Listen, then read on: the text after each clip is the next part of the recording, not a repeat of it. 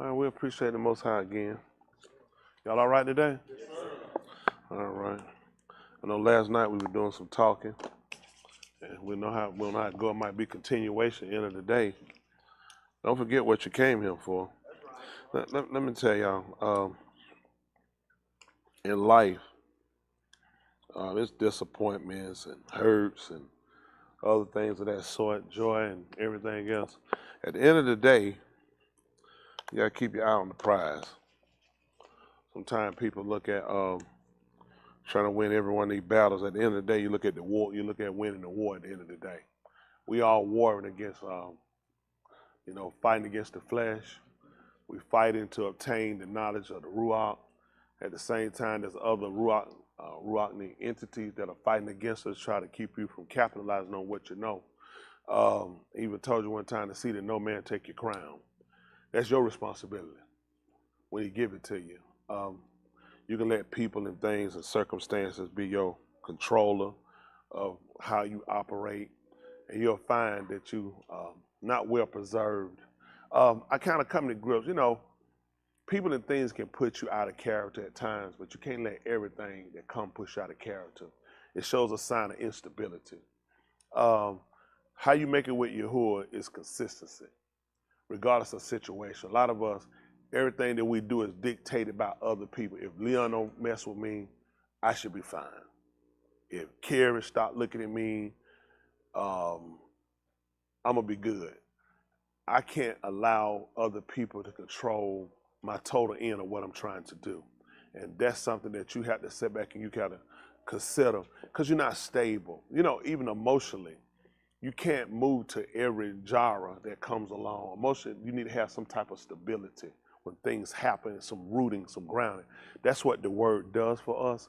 But a lot of time, people don't really consider that, and they don't look at that fact, that they just look at, when I'm angry, I lash out. When I'm hurt, I cry. When I'm happy, I laugh.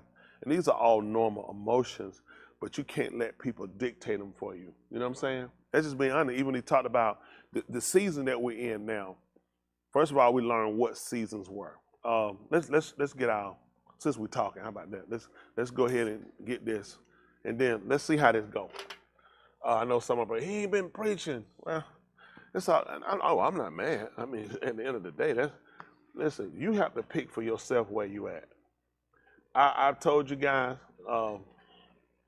you ain't got to believe me, but the end is near. You guys don't believe it. Don't worry about other people. You don't believe it. Because if you believe it, then you'll start making the necessary preparations. That's just the end of the day. Some people won't make the necessary preparations because they simply just don't know. What's your reasoning? You know. What preparations have you really made? You haven't. He gives us warnings. He allows us to know.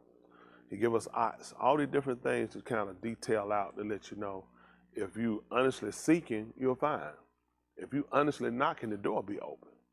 But in reality, we're not honest people. We hold other people to honesty, but we in ourselves are not honest when it comes down to our servitude toward Yahuah. That's the most important thing. My relationship with Yahuah is not dictated on other people. I don't allow other people to dictate that relationship because people didn't have anything to do with it. That's personal. That's something that's done through years of situations, year embattlement. A lot of things happen to create that relationship. And that's something I try to keep people out of, because people are tend to come and tear down everything you build. Things you do naturally happen, fall, fail, do well. Those are just all the factors. But with Yahuah, it just remained the same. So it gives us an understanding. Hanging out in the Granville, I said, it gives us that understanding of how, when we're going through, not to allow everything to kind of levy on the relationship with him. People are people. People do what people do. At the end of the day, Yahuah stay consistent. A lot of times we try to blame Yahuah or try to find, you might not literally let it come out of your mouth, but your actions would demonstrate that you allowed to be a situation where it played on your relationship with him. I can't let people get that wrong. That relationship with him is sacred. That relationship for me, that's the only thing I have that can't be taken away. Now I can surrender it to you, just like Yahushua did with his life. He said, no man, he said, nobody take my life. Okay? He said, I lay it down. Just like with Adam, who took his life? People, but how many times you heard the serpent came in the garden and deceived them? If you think about it, when people say it, they'll say the serpent came in the garden and deceived them. Okay?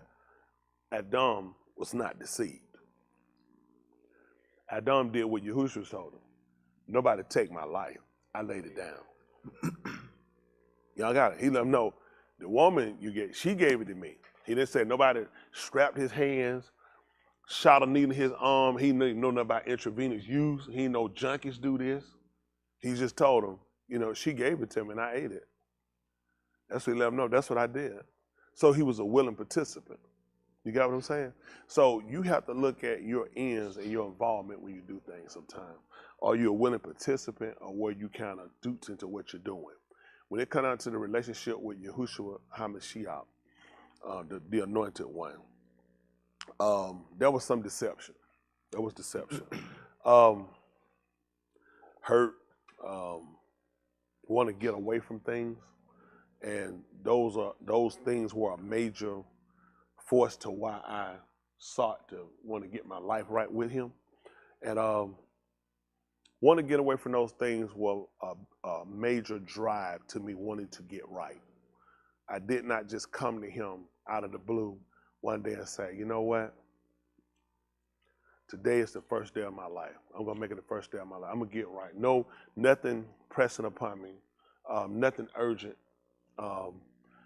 This is something I just decided I want to do. It wasn't. It was because of other situations. So those situations forced me into, I didn't want those situations to come into full bloom. So I wanted to get away by, I want to get right.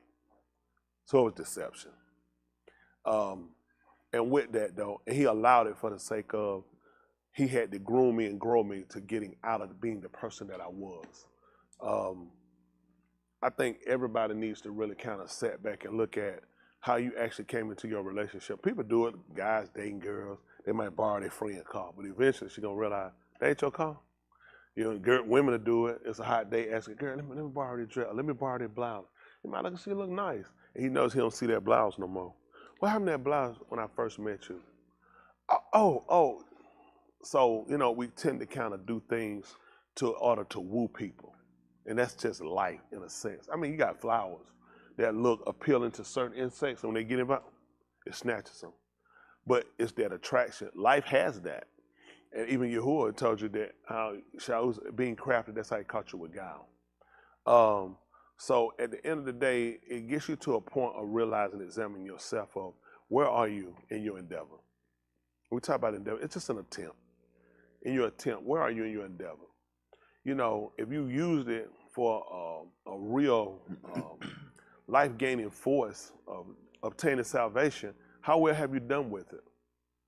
Because I'm going to tell y'all, if you hadn't obtained it, that means you're still in deception.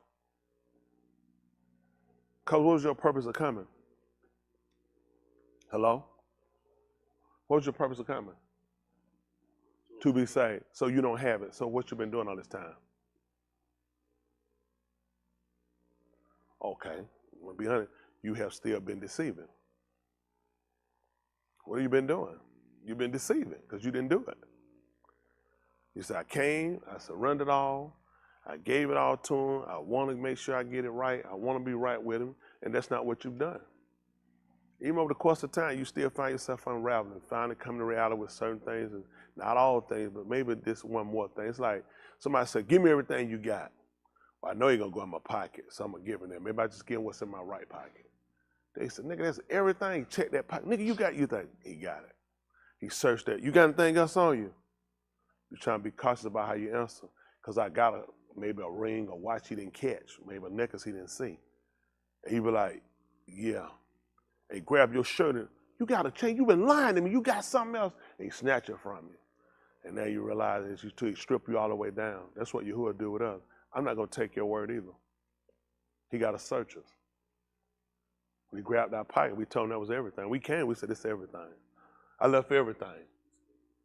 Come on, let's be honest. What you say? When you left, you left a place. You never left everything because you brought you. And you brought you still had you holding some things that you never let go of so you be complete. That's deceiving. We're learning more about ourselves as the word comes. And as the word comes and we start to learn more about ourselves, it helps us so when we start to go through and we look at the word, we can see where a lot of the defects and faults were with people. And a lot of times when we're looking at people, we forget to kind of sometimes look at ourselves. Ourselves. The person that do us the most hurt in life ain't other people, it's us. Yeah, it's true. So like with Yahuah, he tried to show us that. He didn't look at the other people, he looked at us. He said it wasn't an enemy. He said, did it to me. He said, then I could have hit myself. He said it wasn't even somebody that hated me. He was a man, my equal. It's kind of like a counterpart. You know what a counterpart is? That's a symbol. That's almost to a person that's exact, somebody that's equivalent to. Did y'all know that, a counterpart? Because you hear a counterpart, you think it probably against. A counterpart is somebody that's almost to an equal level. He said that's who the person was that deceived me. But he let them know. He said it was a man, we went into the house, Alaph together. He said, and that's who had done it to me. So when you start looking, he allowed us to realize when we looked, and people blame who? Pelotus, Herod, they blame you. Well, very few probably they'll call each other Judas now, but typically they'll look at these people and the people, how the people crucified, how the people spat on them, how the people did it. Who were these people? Hello? When they came to get him, he said, I was with you the whole time. He said, why you never grabbed me before? When I was healing people, why y'all didn't grab me? When I was feeding people, because people were getting what they felt like they wanted out of the situation. When people don't get what they want out of the situation, then things change. That's why Alaph tells you, but he remained the same. It is so important that we do examine ourselves. We do make sure where we at. I told y'all before, I know y'all ain't got to believe me. The end is near. It's time for all Guin to get ready, because you're going to appear right before him, and you'll give an account for the deeds done in your body. Everybody. You're going to give an account. And when you do, it won't be for anybody else. It'll be for you. Now, what you hadn't ever done, it's time for you to do it, because you'll be seeing him. And when you see him, you won't give an opportunity to try to repent it. When you see him, it'll be time for sentencing. So while we're on this side, we got an opportunity to try to make sure we get it right. I feel good about who I serve. No slack on him, nothing. Not a slate on him. This is Romans 15 and 14, and we'll talk a little bit. Romans 15 and 14, we use the Byth Mashiach. Listen. For whatever Nikatab before. Whatever was written before. Nikatab Talamadus. It was written to teach us, to show us, instruct us. So that through endurance. So that through endurance. So let me ask something. Through seeing. You know, we know through the eye. How the eye works. They said that the eye, I think how they talk to get imagery is how the eye takes light and bends it. It's the type of way it takes it and bends the light in order to get shapes and how it works to get color. Very extraordinary that Alaph made us to be able to do something like that. So we'll know his appearance. Then we learn by things that we see, objects, like even in elementary, or maybe kindergarten, they had things whatever. They would put shapes and objects on papers on both sides. They'll tell you, draw a line in which one of these things go together. If it's a foot, it'll probably go with that shoe. So it's different things you start putting together, let you start realizing to put things together. Anybody remember that in elementary? They would have that, and they'll ask you to draw a line to what goes. It's not exact. Sometimes some might be right or straight across from you. Some things might be diagonal or whatever it might be, horizontal, whatever it might be. So you'll try to go through and you'll look to see, and you have to configure in your mind what things go together. So now when teaching, it involves the sight of the eye, it involves the hearing of the ear, and it involves instructions, things that we should be doing. Those are the things that are critical to me, making sure that we're doing things that we're supposed to be doing. Did he finish reading all of that? Go ahead. So that through endurance. Going through without doing what? And through the Nakum. Going through without doing what? Giving away. I know y'all hear it so much, sometimes you don't really take time to think about it. I know you say, well, I already know what it means. Sometimes situations allow things to mean something different. Like sometimes you look at some words that'll tell you it's a verb. Sometimes it's an adjective. So they tell you, depending on the situation and how it's used, it changes how you actually receive it. When Yahushua came, the thing that happened with him was really what he was saying, we couldn't use it. Cause it didn't actually put an adjective, just basically just kind of put an emphasis on it. You know what I'm saying? If you say it's a car or whatever it is, and you say, you know, the red car, it more or less specifies this is what it is. Now, Yahushua came giving us adjectives, but we just missed it because we couldn't use it. I guess we kind of dealt with like a noun, not necessarily N-O-U-N, but we dealt with the N-O-W. We're dealing with what we got to do right now. So when he come along with all these adjectives and verbs that he was using, we really couldn't use because we dealt with the N-O-W. We're dealing with what's working now. And this is what happens with us.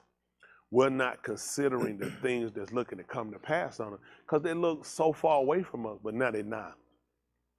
This is close as you've ever seen things actually come to a grips on a whole to the end. What people are waiting on to see is people panicking, running in signs and saying, waiting on Jesus, and people selling their house. Then they say, man, it's getting serious now. People out here, people selling their houses, people panicking, people going to churches more, people seeking. Please don't use these people for odds. You're going to lose. I'm going to tell you what, you guys have done it. I know you've done it because you hadn't changed. What you done differently? What are you doing differently? Because you're watching them. People, you go to the red light. People not running through no red light blowing a horn. Telling, God, the way the world ended. The world finna end. Wait, have y'all heard anybody? When you ever see people saying, you say, hey, what you doing speed? They say, listen, the world is ending. I'm trying to get my soul right. Nobody, they speed because they may be high, they might be drunk, they on the phone. I wasn't paying attention. I didn't know what the speed limit was. I'm late for work. And they'll realize the world ended. We fell for it. We were duped because you hadn't taken it seriously. We slowed the conversation down only because of Willie Yahuah. He saw it was fit that we should really sit back and consider what's been happening is we've been reading it and this is where it stands. It's really not working for it because we don't really consider in our life. Think about when I'm bad, I'm going through something. It's maybe just typically anything we're going through a common situation.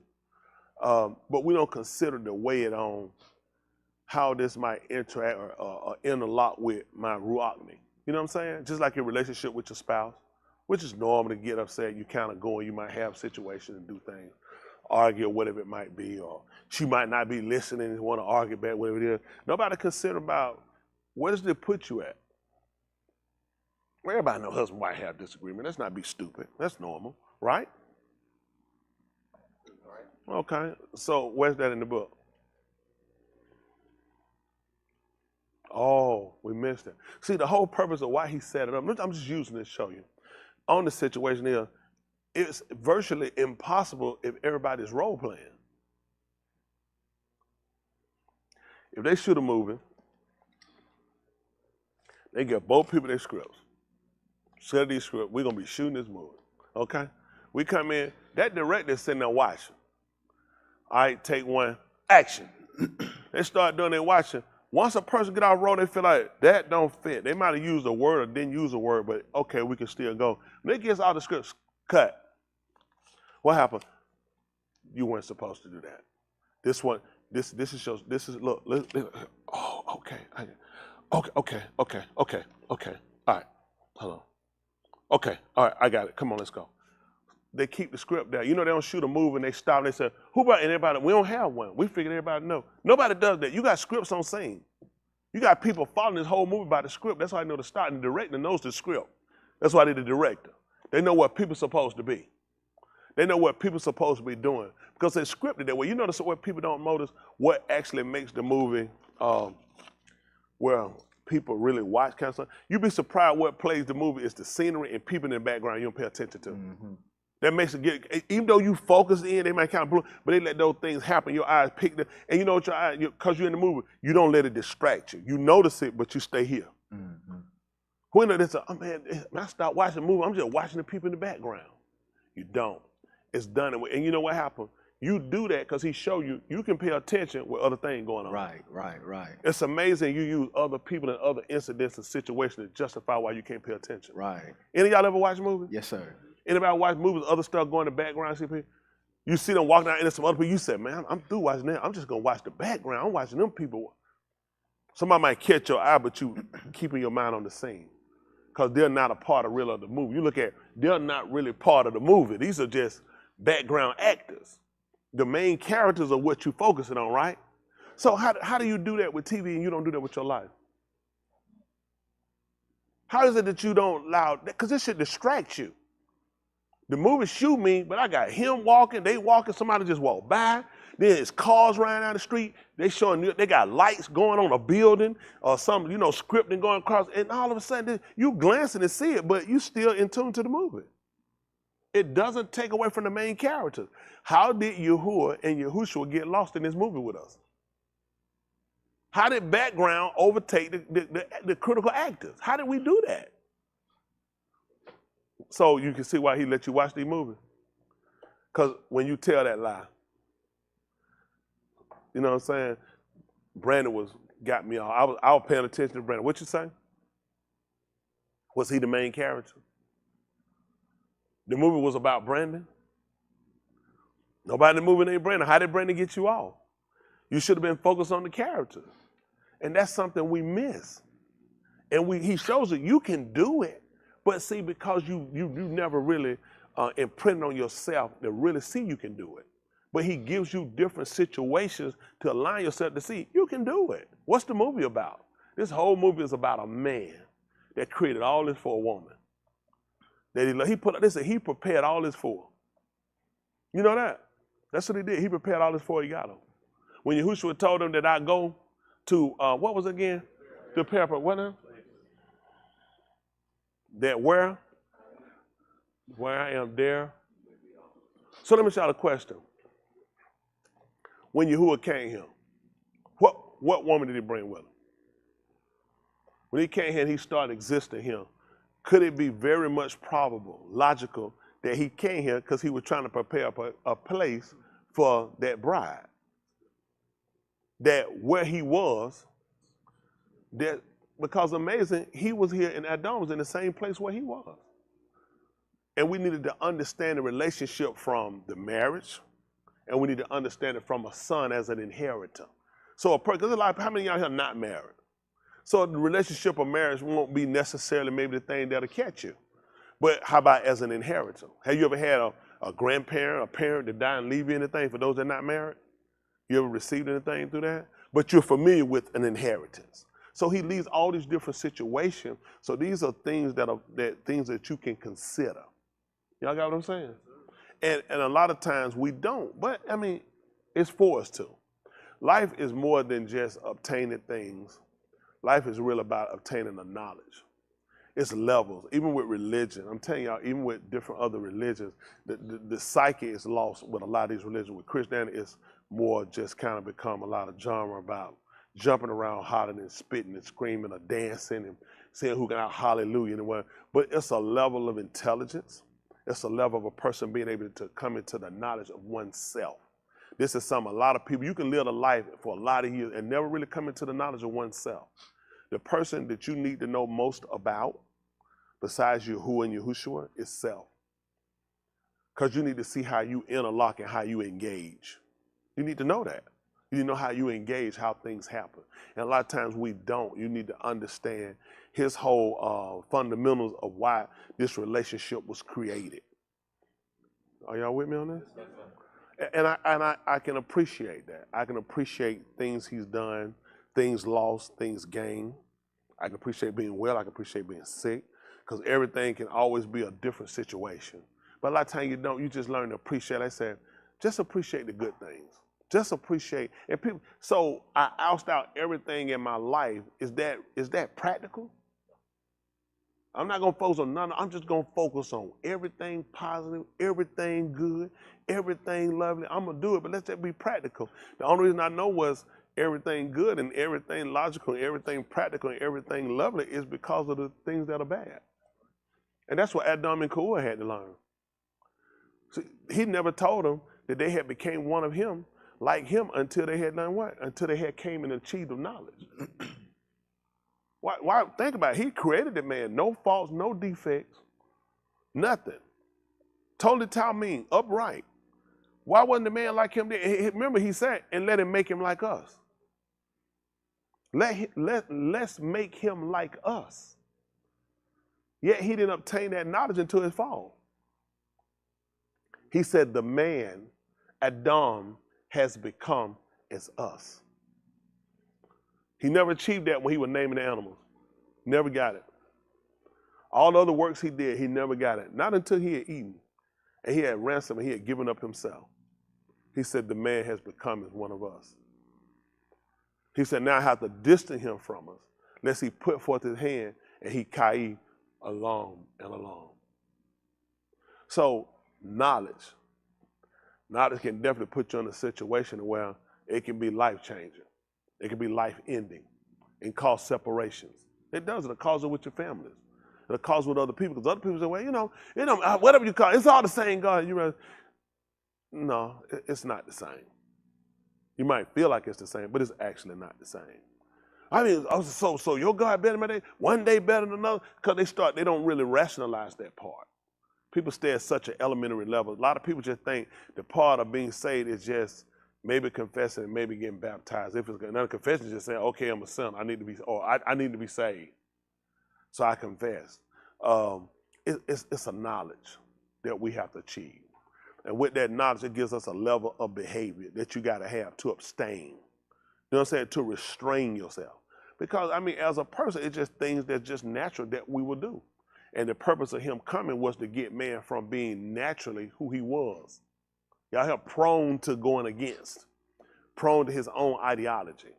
Y'all got it prone to all his own decision making versus allowing his decisions to come from his higher entity, which is Yahuah, the existing one. I like when I call his name to expound on what he is, because I like to remind myself he exists. So when people name other Elohim, can you name your Elohim and prove that he exists? Can you prove his existence before? I'm very weary of a God or entity that appears thousands and quote hundreds of thousands and millions of years after. So what were we doing before your appearance? Right. Now the Elohim that we serve, who is the mighty one, he allowed us to realize you weren't doing anything before I appeared, because there was nothing. He brings the logic that something appears from nothing. You know, they say, don't nothing just come out of nowhere. That's amazing though. Have we heard that before? Very interesting. Agree? Can we agree? That nothing just comes from nothing. So when a person loses their life, what exactly is that at that point? What is that body? It's still something? It's nothing. Yet he brings life from it. When you plant it, like a seed, when it dies, he brings something from it. Listen, what you say is what we say, because that's what we know as human beings, that nothing can just happen. If a fire is sparked and it broke out, the fire department is not going to put it out and leave here and say, okay, the fire's out. Once they put the fire out, they're going to go in and investigate. They're going to look at the most damaged part of the fire. They're going to look at the least amount of damage. The purpose of that is to find out the most part of damage is most likely where it started. So we know to look in this area, we know where it started to lessons at, to where we caught it and we put it out. We're going to concentrate on the area that's severely burned to start looking at things, to trace to see if we find water. We might bring in dogs, because we're trying to find what any flammable was used. They got dogs they can bring in, they can smell different type of chemicals that's used to ignite fire. So you're trying to see, was it self-started or was it accidental? Was it wiring? Did something get through to chew it? Because you got to try to come up with a conclusion. To just put it out and say we put the fire out is not to say we really eliminated the problem. Because we can go back and put it back, but we don't know whether this is something someone would tear down again, or this was something that was an accident that now we've corrected, and we can look at, of a surety, we're pretty sure that this shouldn't be a leading cause of this happening again. What we typically do when situations happen, you just put the fire out. You don't try to look at the root cause. Hello? Putting that concentration on, this is the most severe damage from this situation. What's the cause? The reason you're trying to find the cause, because the next thing you're trying to do and what you do even in courts, the key word when you go into court or people don't consider, it's called remedy. That's what Yahuah came to give us, remedy. Like, I'm recovering from a cold.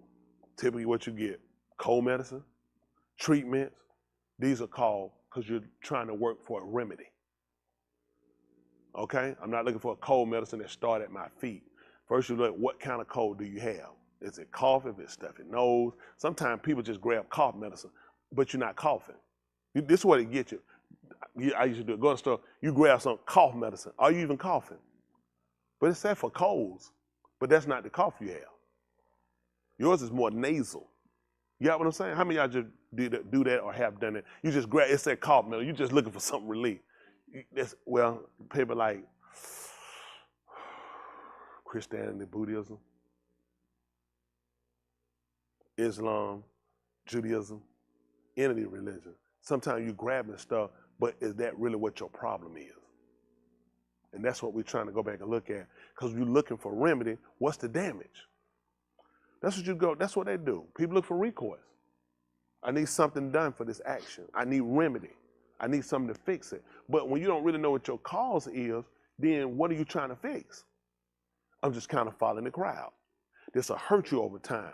When I tell you how important it is for you to really know yourself, to make sure that you're actually growing, because then you look at how you handle situations. You look at how things happen, do you let it sway you? And that's the only way to really see growth. I can't look at my student. You can't walk and say, y'all look smart today. All y'all getting A's. Not until I give you the assignment. That's going to be the proof to find out exactly what you're doing. Y'all got it? So these are the things he's doing now. He give us assignments. That's how you got to look at things, assignments. Just amazing they use that terminology. They come down to people's sexuality. People come in, they come in and say, you might go in. They don't have no paperwork, I'm sure, that say, I want a sex change. You come in, you trying to tell the people, they're going to say, you're trying to do a reassignment. They could say sex change, but typically going to deal with people that they'll say, well, reassignment is basically what it is. Because they're acknowledging you were given something. Right. You can call it sex change. They're going to tell you, their words I'm sure they're going to use is going to be that you're trying to do a reassignment. Which means the assignment you've been given is not the one you want. We did it in school. Y'all did that. They just said, God, can I do mine on something else? Because I want to do it on something I want to do. That's easier for me. I'm not coming to ask for something harder for myself, typically. I'm asking for something that makes me comfortable, something that's easier for me to help me get through, and I can get that done. Okay? And a lot of times, that ain't the best thing for you. That's why people try to do reassignment with sexuality, because it's easier for them. When a man trying to go to be a woman, he look at it's a lot of excuses he can use to being a woman that he can't use if he was a man. Hello? See, Adam couldn't dare tell Yahuah, he deceived me, and I did eat. How many times women you there even today, they've been deceived, he tricked them. 12, 15-year relationship, 9-year relationship on the job, and they just figured out that he'd been the whole time. When I think about it, I was manipulating this relationship. When you came there with no drawers on and a miniskirt, and you bent down to tie your shoes, you had some high heel pumps on. That man knew good and well that he was tricking you then. So we tend to try to make excuses to try to justify instead of trying to sit down and get the logic or get to what's practical for us. And what's practical for and what you really need is to make sure that you're doing the assignment he gave you well. Now, as far as the human side of a man being a man, a woman being a woman, we had an assignment we hadn't done really well with it. Because if you see all the confusions we have today, because people hadn't been operating proficiently. Y'all got what I'm saying? It's typically when they give you a paper, give you something to write, you typically want to give people guidelines. How many words you want? Maybe typically how you want them to address the subject. Because sometimes you know what people do. It's kind of like writing with periods. It just kind of run on and don't have an ending to it. Kind of like what we're doing with our lives. What's your end game? Because I hadn't caught a period yet on you. Hello, not the women. Talking to everybody. I don't see any periods. At some point, something should stop. So at some point, it should be a break. At some point, there should be something that bring it in and bring it to a conjunction or something. I mean, there's no connections to what we're doing. There are no other options. What are you doing? What are we doing? Can anybody answer that for me? What are we doing? You hadn't thought about that. Really, your life is just a run-on. Because you're not really checking in between to try to see, shouldn't this situation stop and we should be moving to something else? Okay. Maybe it's just me. Maybe it's just me. So we understand about patience, and we talked about and through Nakun comfort. That's what this should give us. Of the Ketubim, writings. we might have A tikva. lot of people got joy because they got stuff. But that's not how your joy should actually be funded. It should be founded on the fact that Nakum. So this only way this makes sense for any of us, me, you, is that this is the life you're trying to live. You're really trying to live a book-filled life. This is what the only way this makes sense. You have to be willing to live a book-filled life. I mean, everything about you, everything surrounds you, everything operates, and this is how you do things based off the book. We talked about that last night, making sure when you make decisions, do things, exactly how then can the writings be complete? Because we fail. We book when we come and sit down in here when I'm talking. Then we streak from that point. We got to start looking at how exactly does it work to you completing the writings. Y'all got it? And the only way to do that, your light has to more or less mirror, has to more or less be fashioned around. Y'all got what I'm saying? Think about when they came out Mizraim. After Musa had the ladies coming, they wanted him to sit down. Y'all remember that? Who remember they wanted Aharon to sit down and do something? Nobody remember? What happened? They actually want him up. They want him up. They want to make him Elohims. Up. Up. See, even when the people want to claim a name in the 11th chapter of the book of Barashit, when they want to build a tower to get him a name, you remember how low the tower was? Up. Everybody knew up. Make us Elohim. See, everybody understand that it was a matter. Listen, people don't realize. You'll get people start talking about, like Sapon talking about translating. Well, he'll talk about, portals and transplant. Amazingly, in order for us to meet him in the air, you got to defy gravity. See, let me say this. Sometimes I don't know who listens to me on the show, and it probably sounds weird when I'm talking to y'all about certain things. It's because there's a different level to things. I won't throw you off to nothing crazy. Don't run to nothing crazy, okay? It's almost impractical when you start believing what he says based off of the normacy of people today. It's true. Because we're going to meet him in the air. So what are we all here? Has anybody been sent a ticket to fly to meet in the air from Delta, JetBlue, American Airlines? So how exactly were you supposed to put it? Does everybody have a backpack? Right. Which means you're going to have to defy gravity. Right. You have to defy. Now, you think about this. Not typically impossible. When you look at man, quote unquote, endeavor to go to the moon. When he go there, he wears this heavy suit that allows him to defy flotation. Because he goes here and gravity doesn't have a discipline. According to what they say, things that go supposed to sit down go up. They move up. So he wears something that allows him to be able to go down and defy that science or defy that discipline. Let's go with that. There's a discipline there, according to what they say, right? That whole suit allows them to be able to go down when there's no gravity. So the discipline is nothing can stay down here. The weight has to be so great in order for you to be able to sustain yourself to stay. But yet we don't look at having that same weight when we sit in here. To believe in Elohim, you have to do what they do when they go out of space. You have to wear something that allows you to defy that discipline. Hello? You do, to be able to keep you stayed. How was Abraham able to stay? What was so practical about gravity? If y'all see me study for like 30 minutes, gravity said it won't happen. Gravity said it will not happen. That's the discipline. When you went, you were coming back down. Now I defied it in the fact that I jumped and I done it, but it brought me right back to practical though, didn't it? Man, I was up there flying. Y'all seen me? I seen you go up, but you came straight back down. That's a discipline. Now with Abraham, you can see when a person is not rooted and grounded in the debar with the knowledge. Basically, what I jumped up and did, they stay up. Abraham stayed down. That's why he didn't stagger and waited. He defied typically what we do. It is the smallest thing. You take a feather, the average of us, everyone, I take a feather and push you over with everything you believe. Because you're really not practical. It is. You have to understand that. You got to see all these things he allow you to see so you can get in your mind that these things are very much probable. You don't actually believe it. Why you think you don't do it? Huh? Why y'all think I don't walk through that board right now? Why you think I'm doing it? Huh? Exactly, I ain't gonna do it because I don't believe it. It makes absolutely no sense. Yahushua walked, he appeared in the room and the door was closed. Because it's a belief system with knowledge that allowed him. Now, some people are going to try to take this. I do not teach what you think I'm teaching.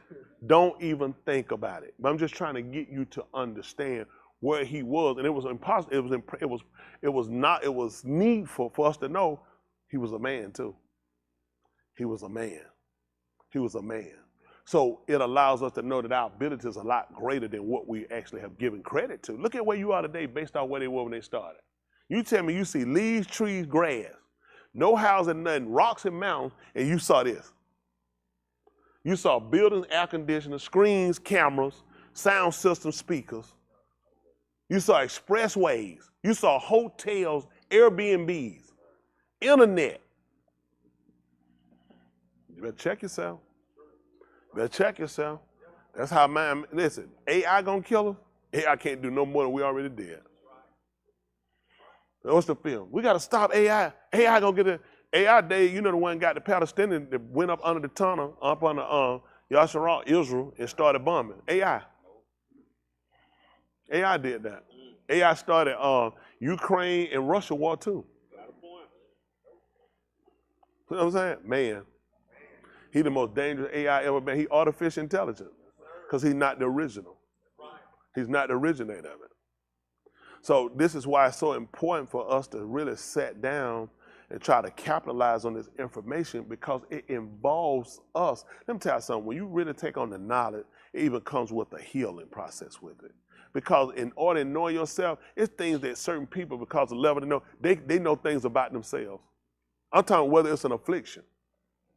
Because some people overwhelm themselves with themselves. For us, it's levels. You get people that go so deep, they get lost.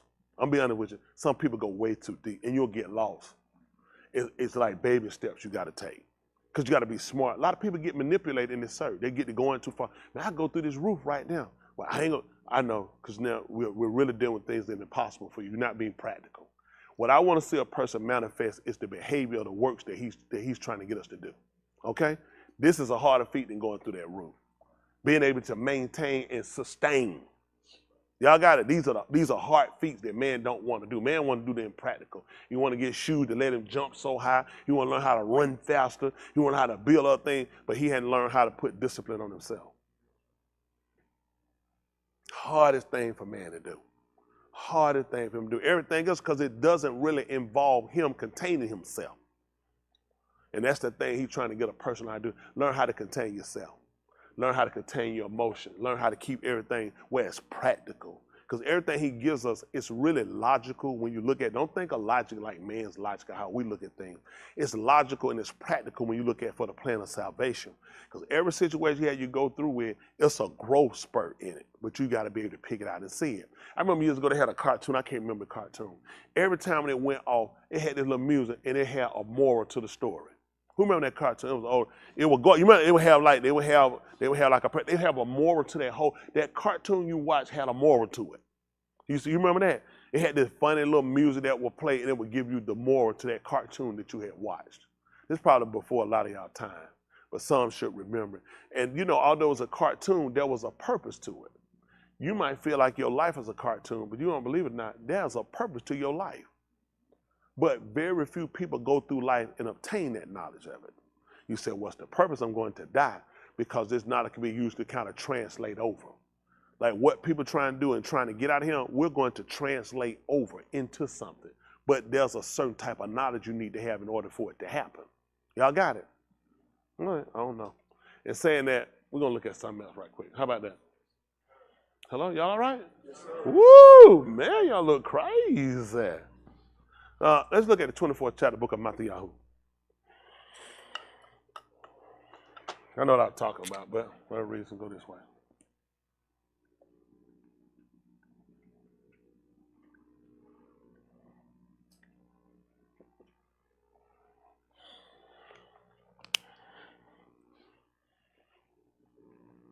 '24th chapter, verse 1. Mathatyahu, they call Matthew.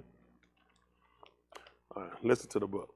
And Yahushua went out from the Magdash to go in his Darak, and his Talmudim approached him to show him the buildings of the Magdash. And Yahushua answered and said to them, do you see all these things? Aman, I say to you, there shall not remain here one Aban upon another Aban that shall not be torn down. That's bad. He sat down on the heart of Zethem. His Talmudim approached him alone and said, tell us, please, when shall this be? And what is the odds of your coming? And the odds of the end of the age? See what they want to know? When we know, these are things they want to know. What made them ask when he told them about the building being torn down?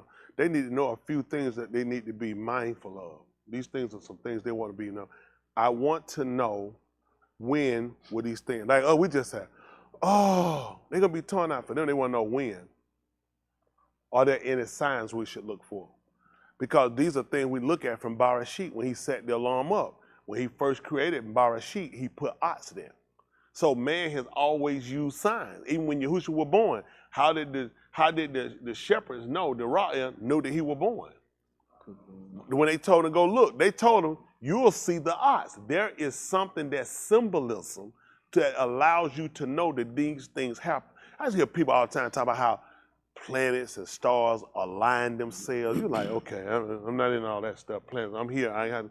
But it makes sense if you even look at how things align themselves. Like now, we're going to look at what? We look at the wintertime, how the Shamash, typically from their scientific view, they call it solstice, where the sun, the Shamash comes closer and draws back. Now we're in the solstice where the Shamash is going to draw back, which means the rocks will get colder because you get ready to hit the wintertime. So in the summertime, typically what they try to say, it comes closer. So these are things that we start looking. He said, that's how you know. He told them how they can discern when times will come. He said, well, let's look at how you do seasons. Because different things have to align themselves. Trees don't start blooming when the Shamash are far away from it. The Shamash is closer, so it fuels it. It allows these things to happen. So there are things you got to look at. Just like those disciplines of nature, you got to look at what fuels you. When YashaYahu came out of Mitzrayim, guess what happened? They were fueled by it. They came out in the time of the year when, think about it, when did they come out? He brought them out in the summer. He did not bring them out in the winter. First of all, the Shamash is set further back. So for fueling, it's not good. It was better to bring them out in the summer because it's closer, which gave them length of days to be able to go. They got to learn, how you think they understood length of days? Mm-hmm. Because in the wintertime, they knew that because they wouldn't know solstice, but basically because it backed off, they understood that what? So when he might told, just kind of put this in practicality, that when he told them that things were going to be short on them or they were coming quickly, they would have possibly looked at the fact that what? How they looked at how quick the Shamash had come, how quick the Layla had come on the Kashab, so they could kind of understand that the days were getting shorter. They understood when they had a longer period of time from the summertime when they would do things. Like in the summer, you got a longer time to be able to do things, to get things done. You say, well, I got some more, it don't get dark at 9 o'clock. So I got time to fool around a little bit more time. But in the wintertime, you got to say, oh, I got to hurry up, it's getting dark. That thing, you know now, it get dark quick on us. So these things were used for them to realize that, behold, I come quickly. They knew it was quick. When you talk about coming at the thief in the night, it was needful for them to start watching the sun. They kept up with the Shamash to look at where it was, because that allowed them to realize time, and they understood it's getting near. It's getting near to the end. That's what they knew, because when the night came, they understood what they could do in the night. Nothing. So he would let them know death was imminent. And when it comes, there's nothing you can do. Because when man got himself out of line with nature. Typically, my dad wanted to he watch TV, at 6 o'clock news go off, he going to bed. That's true. He said, listen, 6 o'clock news go off. So he said, I'm going to bed. I'll be waiting on that nigga. I'll be like, come on. I need to just go to bed. I can get my hand on this TV. When he stone cold, I'm going to bed. He hit him crowd, I said, TV mine. Look over at her and say, ain't you feeling sleepy too? She like watch them old cry movie, you know, the Walters. I don't want to watch no movie where 75 people tell each other goodbye. That's longer than the whole show. Then they finally say goodnight, jump up. I was like, finally.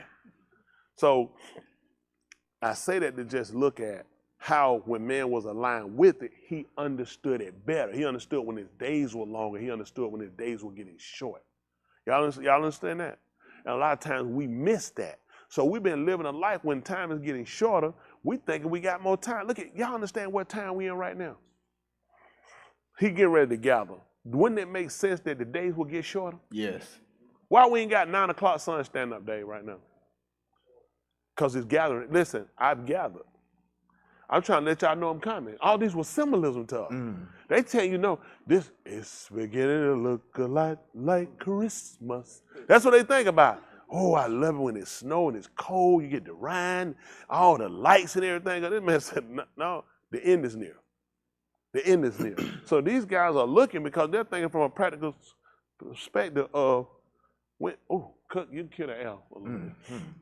Hold on, stop. Hold on for a minute, Darren. Darren, hold on for a minute. We're not gonna have no white folk hollering out through the synagogue. Let's do this. My voters at home, let me see them right quick. I want to get my people at home. I need an answer right quick before I move on. I need names in order. Who y'all saying getting the check? Names in order. So I'm gonna give them a couple of seconds and come back to them. They probably got to take a second. They probably like, what happened? What happened? So I just want to see what happened. Those up here, let's see. Okay, we get okay. Let's okay. Names are here. Look at these people. Look at Chris, Kerry, Dexter. God, to me for way. Chris. Paul Harris said Shalom. He said it's gonna be the whole family getting the check. Lady B, Chris, Kerry, Dexter. Faith says it's gonna be Georgia Holmes. All right, Georgia Holmes. All right, Chris, Kerry, etc. Chris. Child, Kerry, Chris, Kerry, Dexter, Cam. We gonna get Cam one even though he ain't here. I know his little son done coughed at that house. Chris will receive a thanks-worthy check. That ain't gonna happen. Kerry, Chris, Cam, Chris, Kerry, Chris, Jaheed, you getting a check today. These folks, you ain't lie. Chris, Kerry, Cam. Why ain't nobody new up here? What they tell y'all? What they tell y'all? Conspiracy. Ain't no conspiracy. So we gonna be Cookie at some point. Oh, that's Chris. Eastgate said gonna be you, Chris. Hold on now, Mad. Mad Wood here in trouble too. He at home. Okay, Big Lee. They put you up there, Big. They said you gonna get a check. That tight. That's it. That'll be. Bill said Big Lee get a check. That tight. We gonna be looking at. All right, we got it. All right, okay. And then Josh said the lab's gonna get it. All right, we got it. Don't get Rod. Oh yeah. Don't forget Rod. Yeah, Rod knew he did. Rod said, he ain't coming right now. Wait a minute, get the check. And then he's like, every couple, he be like, what? Yes, sir. Rod be done said, Rod. Well, yeah, you be talking, he be like, yeah. he be grinning for him. He said, he be like, good, he be like some real baby. Like, what did I say? I said, Rod, what I'm gonna do? I said, I want him to go and take shoot lessons. He like, I said, take all of them. Take all of them. Like, everybody gonna be shooting at one time. And I'm like, Rod B. Lou. No. All right, I'm gonna get you back here. All right. He sat down on the Mount of Zithim, which is out of his Talmudim, which is taught ones, Talmudim, approached him alone and said, tell us, please, when shall this be? And what is the odds of your coming and the signs, which is the odds of the end of the age? Question. Let's see what he told. Yes, sir. And Yahushua answered and said to them, beware lest one mislead you. See that what he told you? Beware lest somebody mislead you. Yes, sir. Let me tell you somebody misleads you. Let me borrow for a second. Follow me. No, follow me. So what were you told about following? Remember what you told about following? Okay, well, you get him checked, but he called that. That's what I'm telling you. He said, there you go, don't worry. You're going to get, my brother said you don't. Well, hold on, we got Cookie. Come on, Cookie, come up here. No, don't tell, come on, show it, let's go. Come on, Cookie. Look, Bill on top of that thing. That hurt. You not bad, that hurt me though, Lee. That thing hurt. Uh-huh.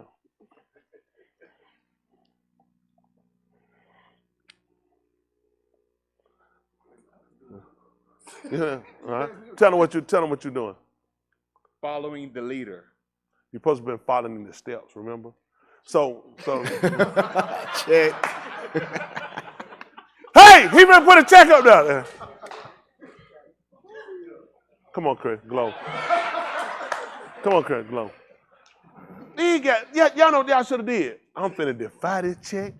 I got my mind made up. I ain't getting a check. I started not to come up here, preacher. I knew it was gonna happen. No, come on, you were coming. You apologize. Get 2 checks. Whenever a white man apologized, that's what they did when they came to America. I apologize. I was trying to find the backside of Europe. And what happened? What's going on, Karen? Come on, Keisha. Come on, Keisha. Come on. We're not doing rats today. Come on. We're not doing. Come on. You know who? You know why I'm gonna get you about rats? We ain't gonna have rats in here today with that. When Granville said on rat 80 toes off, I said right there we have no rat. I got him. I called him. I got him, Granville. Come on. Come on. Man, you know how hard you gotta be sleeping at 4 years old for a rat to eat all your listen. You think about it, you wake up, man. Listen, you think about that, you wake up, and your last toe is between 2 Ritz crackers. Listen, think about that, you wake up, your last toe. Listen, when Chris told me that, Chris said, man, Grandma said his last toe was in between 2 Ritz crackers and said it right. So he woke up.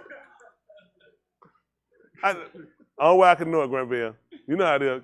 Chris, we'll talk about it later, because right now we got to love you. But Chris, I don't want to call no name now. You got to figure out who told you. Ain't that right? You could beat on my body, but not on my soul. Wild horse couldn't drag it out of me. Ain't that right, Chris? Me and you right here. Ain't that right? Don't worry, I ain't going to tell him. Ain't that right? Granville, don't even ask me if Chris told me, because I ain't going to tell you. All right, y'all ready? Y'all some sick people, man. Sick. 24-4. I apologize, people. I try to raise them better than this. Listen, and Yahushua answered and said to them, beware lest one misleads you. So this is what you got to look. Now, he told you in the 9th chapter of the book of YashaYahu, he said, for the leaders of this people. This what you got to remember. I know how we say, we look at it, let me borrow you for a second here. Go ahead and sit down for me, if you don't mind, okay? You come back up here for me. All right, go back up here. Now, all right, you come back over here now, good. So now how we typically look at it is this, right? We'll look at it as, which I'm his leader, and I just gave him orders. And he did, what gave him, some direction. So we're looking at the leader causing the error through that, but that's not typically how he looked at things. Sit down, let me find for a second. 23-1, right quick, Mathatyahu, same book. I'm gonna show you how, what people miss a lot of times with that. Mathatyahu should be 23-1.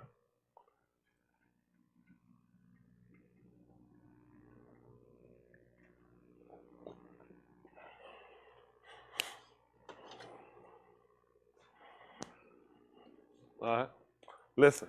Then Yahushua spoke to the crowds and to his Talmudim, saying, To his taught one saying what? The scribes and the parashim sit in the seat of Mushah. Y'all hear what they do? The scribes and the parashim, that they'll call Pharisee, the parashim means the separated one. He said they sit in Mushah seat. Yes, sir. Okay, listen what happened. So whatever they tell you, observe and do it. You see what he told you? What I just told you to do. Sit down, I told you to come here. You did it. Then I asked you to sit back down, I think I did, and you did it. I told you to go over here, right? And you did it.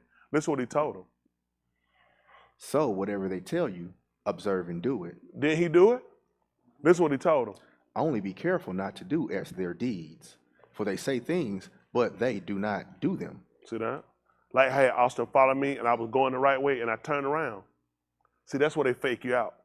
See, people don't realize that's why they get you. That's why he told you when Shaul told you to follow in my footsteps. Because now you're doing the exact thing that I'm doing. Got it? So people get taught up. They ain't gonna deceive me, ain't stupid. You know what? I don't be doing, when he tell me to do something, I don't pay him no attention. You know what?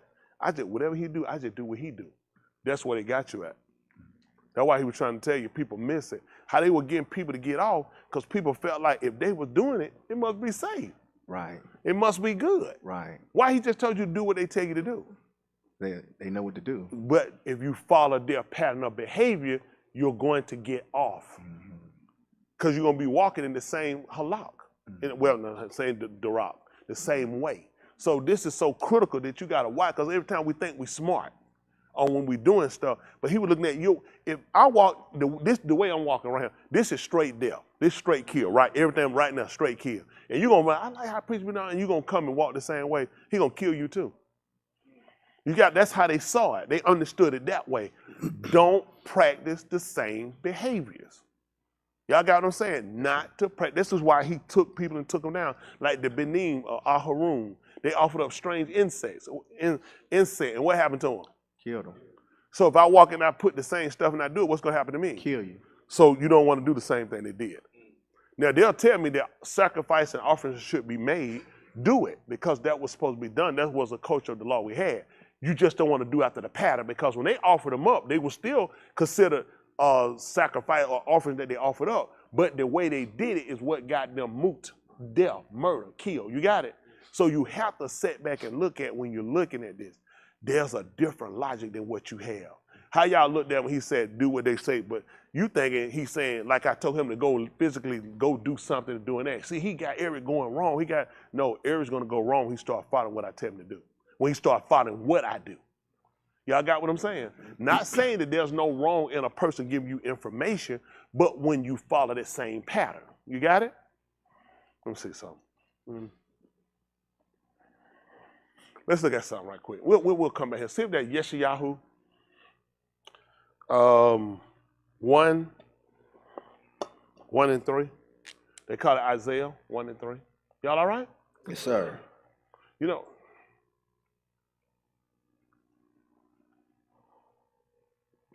what's that, 1 and 4? 1 and 4. I said 1 and 3. Make it 1 and 4. Okay, we'll do 3. We'll do 3. Well, as a matter of fact, do this.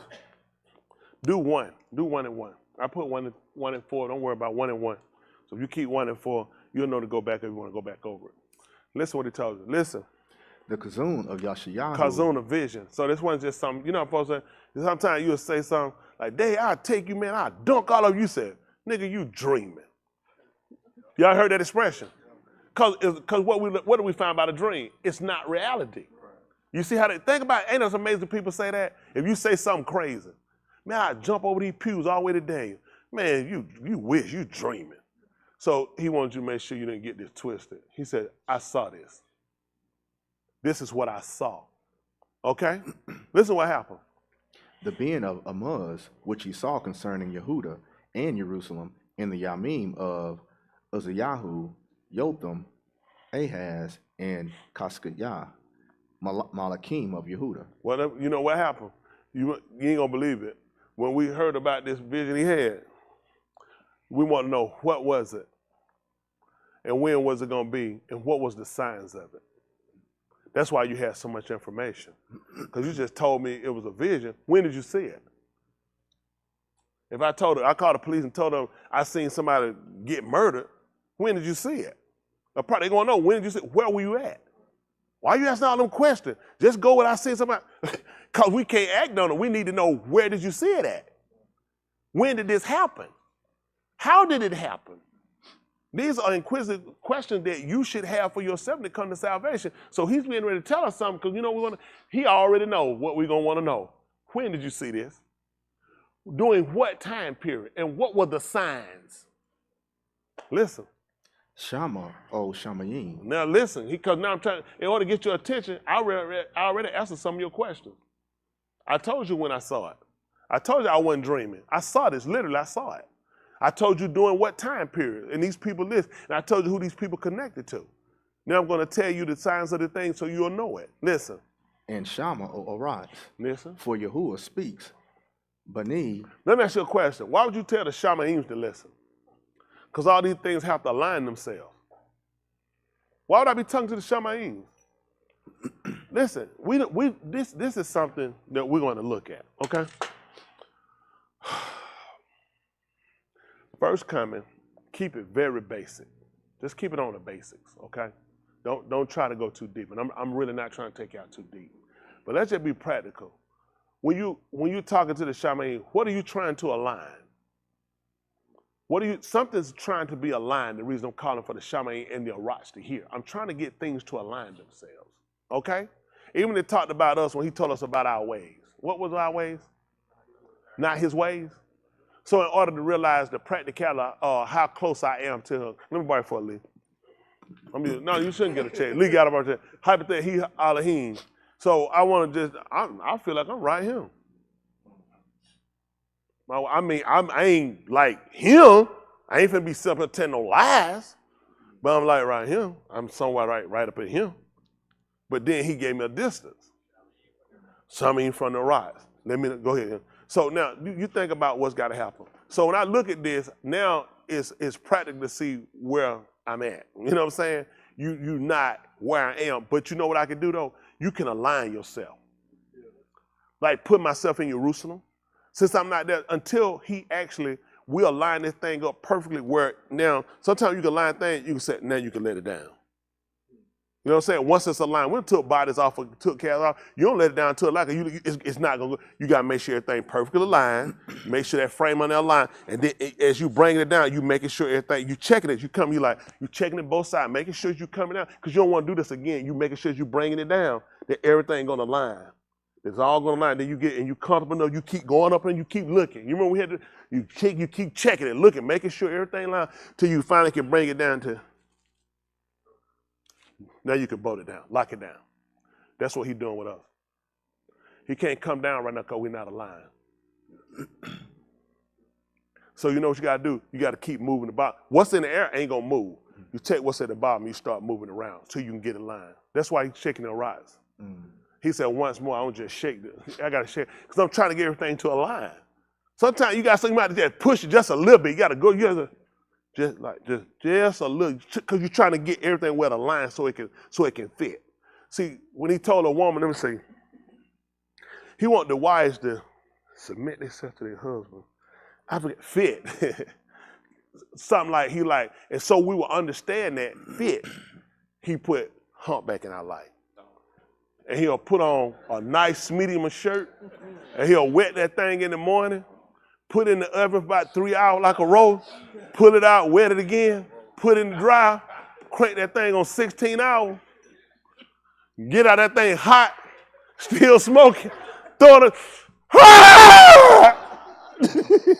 know what I'm saying? So then you learn about fit. The only way, hold on, as a man, how we gonna understand fit? What we said teaching was showing, hearing. When we see it, we said, what we said? That don't fit. So then he told a woman, now if a man, like if any of us had got a product out wife, they said, well, honey, I feel like I'm submitting myself to you. Go get humpback. It said. She said, I'm way out of the way. I'm way, because that's how we understand everything. So can you kind of understand that, aligning things up? So since we couldn't get there, he said, you can align yourself. Because there are different angles. Even you use angles. So you can see why there are angles to what we do about align ourselves. If you, when you pull out, if you're not there, if you can't get there, you can pray toward. So you can see how a lot of things make sense. When they use math, the Greeks, they'll account a lot of math to them. We actually go back further in Keeper. We were using math before these people. And angles and different things to build the pyramids and other things we've done. We've been using different things. And they understood about aligning. Even when they built those pyramids, why? They set things up to where when the Shamash would hit it, they set things, everybody, you look at builders, early builders, everybody looked at the practical of using things off of the solars, or using how the Kukabim, the stars align themselves, where the Shamash set, they kind of built off of these practicalities. Amazing, when we pull out, we pray back toward, because we look at it's an energy source. Even when people look at gold is beautiful, but it's better used for energy. Even with onyx, look at all the stones he gave down, because all these were energy fueling systems. You come from a place and you have to be fueled. Just like when it comes to the word, he let you learn first how all these things were used for energy to move things, to cause things to happen. Well, he said, I want you to learn that first. If you look, we came out of Mizraim, we were traveling, we needed something. Remember, we didn't really get to finish even cooking our food. So he gave us gold and different things. We went abundant because you needed something to still fuel you to go. You know what I'm saying? And then it got us paired. It allows you to transfer over. You'll go through toll booths. What did it take to get through them? It's going to take you, you're going to have to use something to get through them. So he knew for you to think about it, we were crossing through other people's land. People act like toll booths are new. We were passing through other people's land. He told her, he said, don't take, because he knew us. Mm-hmm. What we said, we did that too. But man, about out here, I'm going to run through that junk. Baby, I ain't got nothing to run through this junk. Take this tag off. He said, no. I want you to do that. He said, I gave you some energy to get you past it. Yeah. Pay the toll. And he said, tell those people, I'll pay for whatever I eat and whatever we drink. Right. To be able to pass. Think about it. See, we took it and we made a mess out of it. You know, money's evil. And that's what the preacher taught you. He said, no, he said the love of it. That's right. Because what a man will do to get it. Right. You know what I'm saying? There's a way to obtain it, but a man will go a whole different route in order to obtain it. So this is why it's so important for you to understand how things work. Y'all got it? Am I talking to all for y'all? But I wouldn't tell. I'm telling you, it's some people listen to me. You're gonna go somewhere. I'm not there. No, don't you go say preacher that you're gonna. No, that's not it. I just want you to start to understand some things because there's some things that happen for you. I used to ride the bus. Anybody used to ride the bus years ago? I mean, years ago, especially in Atlanta. You rode in years in Atlanta. When you got on the bus, you paid them to go somewhere. That was your last stop. Where you going somewhere else? What you get? A transfer. And then what you do with that transfer? You either get the card, they're talking to go into if you're gonna catch the train, and you go, it'll give you another transfer to catch a bus. You know that train, did you ever get the one that just gave you the paper? I remember for the train, I wrote it, you got the paper, and you get it, and then you get that next one to the bus driver. Did you know that other bottom of the part you could tear it out? That was another one. Most people didn't know it. That transfer you had years ago and they gave you, so now you know what happened. You were kind of like when Yahuah seen us, he wept because you didn't know. I didn't need that one time. When they gave you that transfer, it's a small part at the bottom. If you tore it off, you could actually give it to the next button. When you got there, you had another ride. You know about it? Most people, they wouldn't go, and you know what happened that day? You weren't supposed to know. See, think about it. So guess what happened? You missed some travel. I missed some travel. That's the purpose why Yahuah came. You didn't even realize it was something else used. It's something else used that can take you further than where you went. But how are you gonna know unless somebody told it to you? See, it's so much stuff. Look, these groups out here use some of this information. This is how they make fools out of people. Start selling information and making people. This ain't meant to be sold. It's really not meant to be sold. It's meant for people that's on an endeavor that's really trying to accomplish utopia with themselves. Right. And they want to use utopia. They want to use the perfect. For us, it's Talmud. We're just trying to get complete. So in order to use the word complete, then perfect, we're just looking at when it's complete, it's done. It's an easier, think about it. If somebody tell you, nigga, you ain't perfect, what you gonna say? I am perfect. What y'all gonna say? Man, that tight, he perfect. What you gonna say? Okay, nigga, I'm gonna ask you a bunch of things. You better not miss nothing. That's gonna be because you just put yourself in place. Well, people gonna push you now, it's gonna change versus I'm complete. I'm complete is a little different. Y'all got it, like you usually know, it's finished. It's finished because you can't get him perfect. Hold on for a minute. How you perfect and I see you right here, you do that, or your finger don't even straighten out, because now they're gonna move to other things to start to try to criticize versus I've completed the assignment. Right. When he sat down and he talked in the 17th chapter book of Yahuah they called John, he told him, I finished the work. Right. He said, what you gave me. He said, and what you gave me, I've lost none. He was referring to who? Hands. Son of perdition. Let me get that check. Who had Dwayne? Whoever had Dwayne pick, come on, Dwayne, need that check. I know it hurt. I know, but listen. Let me say, he ain't gonna get no stronger, Stas. I know. Don't cry for him now. Don't cry. He ain't gonna get no stronger unless he can get that check. Hold on, my brother called. I'm sorry. Here you go. My brother told you to do. Whatever, Joe. What you gonna say? Daoud. Yeah, Daoud. He was saying the son of perdition about the one he lost. I know what you're talking. He was talking the one he lost. Oh, no, I ain't gonna help you. No, that ain't trying to help you. No, he was talking about the son of perdition, the one that was born to come to ruins. But we talk about now when he said I lost none, because remember his whole statement was he was the ben of Elohim. Well, Daoud was the ben of Yashi. Okay, so Daoud told you I kept my father's sheep. Okay, and he talked about how a bear came and an Auryah, a lion, and took one, and I recovered them. So that's why he had to give that out as symbolism that those you gave me, I've lost none. Remember, he was trying to show them a relationship. Right. Why he was adamant about the protection of the people. Because he looked at, I'm also the ben of Daoud. Y'all got so many, he did what? He was walking in the footsteps of somebody. And it's not practical to use Daoud if I lost one. But he could state the one that he lost. That one had to be lost. Hello? One, it was of necessity that one be chosen. Y'all got it? So it was a necessity for that. But he let them know, but what you gave me, I've kept. He said, now, when you gave it to me, let me be honest. They were yours. There's no way to say, he gave me this. He gave me this without acknowledging it was his. That's the problem we got with stuff. We'll say, they say, why you got that stuff? You say, well, you know, he gave it to me. How you got it? You know, I ain't gonna know. He gave it to me. Whose was it? He said it was yours. He wanted to give all the, it was yours, and you gave it to me. And I put a care and respect on it to make sure I didn't surrender it. Okay. This is what you do. Listen, before Daud came into the anointing, the Mashiach, the first thing he had to show that he could keep something, natural. I'm going to let that man rule over YashaYahu. This man got to show me he can be faithful, amunah, over a few. Because the brother told you, you need to be keeping them few sheep. And he let him know, I kept them. And I've lost none. And he let him reign over the Yahudim. People run straight to YashaYahu. Let me let you work with us. Let's start the same way your daddy did. Let's start with a few before I make you rule over many. Because we heard his testimony of what he did when it came down to the bed and the Auryah. So what I do at this point, I give you Yehudah. With Yehudah, he fought. He battled with Yehudah. Now he battled, he proved himself to a point. I let the man rule over all YashaYahu. When Yahushua came down here, who he ruled over? Nobody called him no, you ruler over no YashaYahu. Are you talking crazy? You mad, man. He was over the Yahudim. They looked at, when they finally denoted him with him being the ruler over YashaYahu was when? This was in his greatest triumph of his death. He had proved himself noteworthy when he was over Yahudim, when he taught how he ruled, how he healed, how he fed.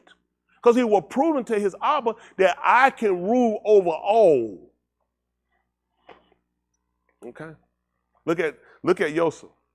He told us about his Kalamuth. That's why his brother wanted to kill him. Yeah, I was asleep. I woke up, man. I looked up. They're like, okay, I've been asleep. Yeah, but when I was asleep, I seen all y'all. And I seen some sheaves in the air.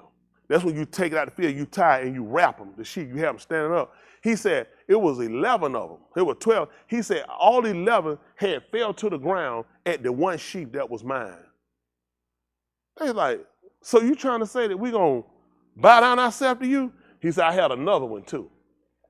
He said, the Shamash, the Yarik, the moon, he said, and all the Kukabin, the star, he said they all gave obvious to me. His daddy said, son, you trying to say me and your mother and all your brother gonna bow to you? He said, what I said? They said, boy, you dreaming. And now, this is a great feat, he told him. His first rulership came after he had been sold over into captivity in Mizraim. And guess who he ruled over? He ruled over his Adon, his master's house. From there, he fell and he went to prison. Now, when he reared him up, when he exalted him, Ram, like Ram is the Abri word for exalted. After he was exalted, then he put him over all of Mizraim as the second ruler. But look what he had to prove himself at first. When she came to test him, to try to see what his love had he become, because he gave him something, look, he want to make sure first, you're not lusting at what your master have, are you? You're not looking to try to take him to get what your master have, do you? And when she came, he let him know, he said, listen, everything that my Adon have, he don't even know what he got. I know, and I keep it. And I hadn't took nothing. Everything he gave me the privilege to do whatever I want with whatever he has. The only thing he know is the bread that go in his mouth. He said, and you are off limits to me. You can forget it. He had to prove himself. From now, he failed. But look where he went to. Second high ruler in Mizraim. Let me tell you something else people don't realize. See, our story of what we believe ain't just in a King James version, American version, or any other version. They got our stories on their walls in Mizraim. See, even when it come down to Mushah, they got period times of rulers and symbolism that show their rulers. Mushah symbolism is a little different, which showed that they knew they had a ruler that they knew did not come from them. But yet he still ruled. They can go back to showing their record to show everybody know it. The Greeks got our story. Listen, the Greeks don't have a story about Buddhism. Nobody has these people's story. Everybody got our story. The Greeks got it. The Latins got it. You understand? All of Europe has our, listen, all these people have our story. We're the only people that lost this information. We've been separated from it. And you know why they did it purposely? Because it was all about angling and position again. Why they think they moved you? If you stayed, your knowledge and you would have done this. So when it came down, I moved you. Missed. That's what they call when you commit kata, ain't it? That's what they did to you. They moved you, so now you missed the mark. So this is knowledge that you don't have. This is knowledge that become argumentative because you're telling from a different standpoint. Y'all got it? It's kind of hard to tell somebody you can defeat when you down. You got to be up to do that. See, it's all about angling. Even when they wrestle, everything's about angling. Running is about angling. Elementary, you run like this.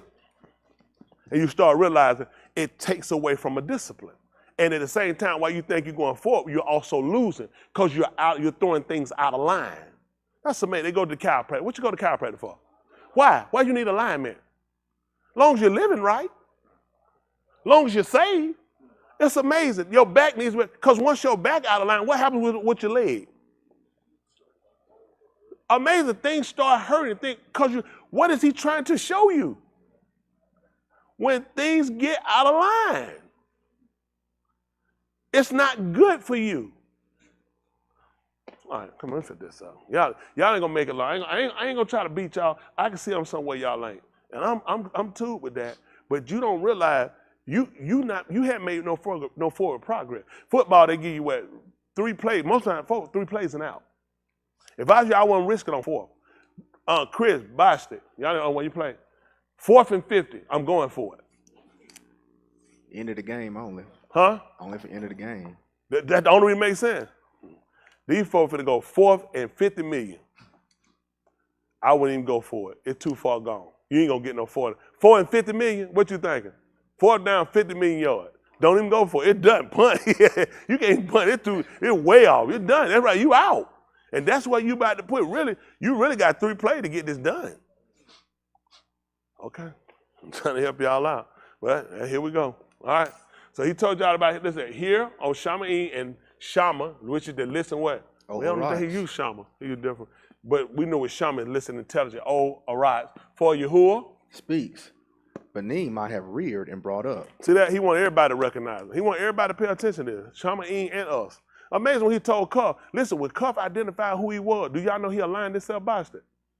Because he came back and let him know who he was. It's on the right. You know why? I'm going to tell you who you are. And I'm going to give you keys. Why would you give a man keys?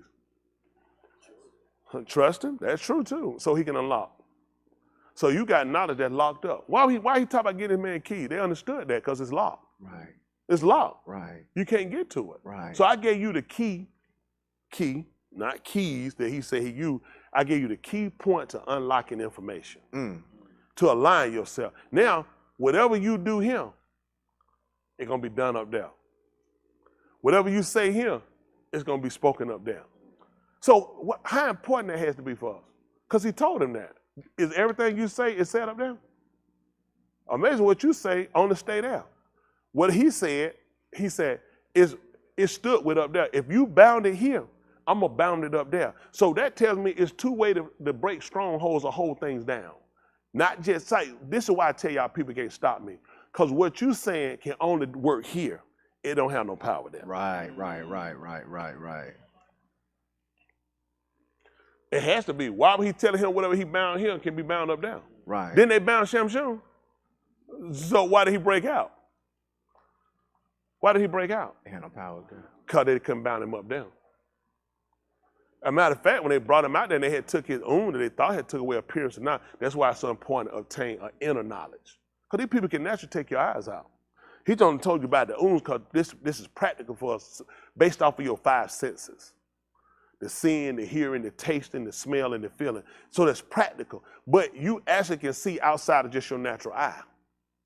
So this is where you start moving with Shamshun. When they took Shamshun, all he had to do was place his hand so he could see the pillars. To feel. Why did he need to touch them? He had no sight. But you see how the senses are at? He needed to feel them though. So he still worked within his feeling. And guess what he knew when he touched them? He said everything on earth worked. He aligned himself again. He did YashaYahu, he asked for it to give him the strength. Because he knew I had aligned myself. And I'm grounded. I just need to touch him so I can feel it. Hello? That's how he brought the building down. He sought strength higher than himself. Hello? Remember, his greatest feat was in his death, not in his living. All these guys run around their house, they're going to tell you about how he killed the Auryah. Let's get past that. As far as you got, I'm like, nigga, I'm past that. We're talking about a strength he unlocked without his hair. They said how big they didn't pay attention. His hair had started to grow back. But look at the intelligence he had took on from the fall when he lost his eyes. You know your body is naturally deemed that if you lose something else kick in. If you cut my right arm off my left arm, my brain, my body would need to function everything in my left hand. And it'd be bad if I caught you in my left hand, I'd choke you out. That's how your body learned how to, listen, it can't kill that time when we done because of the right arm. Unless you mentally take on that intelligence. Your body naturally knows to function that strength back over that's used there. We're going to put that on everything here. And we're going to put it on the legs. So he lost his eye. He learned how to still function. And even to his inner strength to try to grasp something. He had shown your hair is your failure. You lost that. So I gave him an inner lurking strength that he knew to call on Yahuah and grant him this one time. And all he needed to do was to feel. Even when the woman who had the issue of blood for all those years, what did she have to do to Yahushua? Remember how she waved at him? What was it? She had to touch it. Why she need to touch it? Why she need to touch it? Line. Why he can just speak the word? See, we haven't been using everything he's given us because one has been fear. All of us, we all got fear. Please don't feel bad because I said fear. Everybody got fear. Everybody got fear. Fear being alone, fear dying by yourself, fear not being liked, fear like people you're ugly, feel like it's all kind of fears you got, and you ain't gonna get rid of them. You just gotta bypass them. That's how you need to just bypass them. I still gotta get to where I'm going. So I just gotta bypass it. Hello? Does it mean it ain't there because you bypass it? I just gotta get around it. At the end of the day, what you gonna do? Huh? That's it. You know what they did with 285? Who know what 285 is? Bypass. I don't know why they call it expressway. It's a bypass. It's just to get you around. Man, I'm headed going out 20 going west. And as soon as I got past West of Chapel, man, that thing locked down. I'm stuck. I can't get downtown unless I bypass. See? That's how you would do it. He'll let it happen for you just like that. And you know why he let that bypass get on him? It's because you're a man, and that's how you understand. Because you keep thinking so much stuff gonna hold y'all. He said you could buy, although the shorter distance between 2 points is a straight line. Sometimes you gotta bypass. Hello? Yes, sir. That's what he gave us to do. Bypass these people.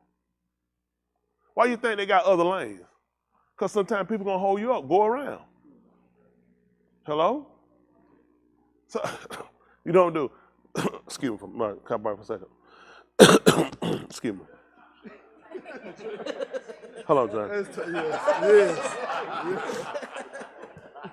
Yes. My brother called. You know what my brother said? He said somebody else is so saved.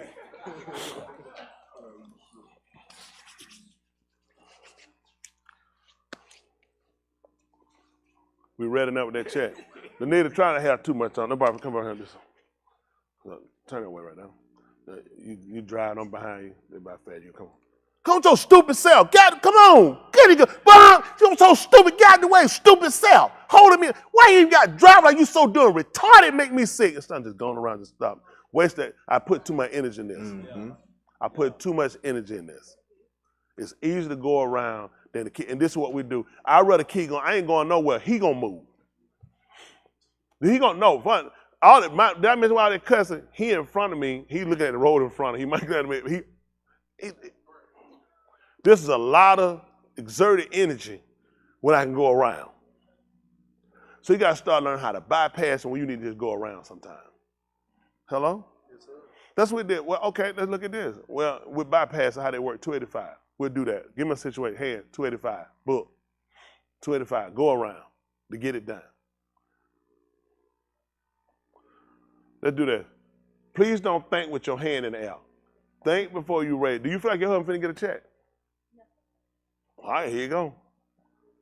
Before he answers, check or no check, Brett? All right, let's go. Go ahead. All right. Austin, let's go.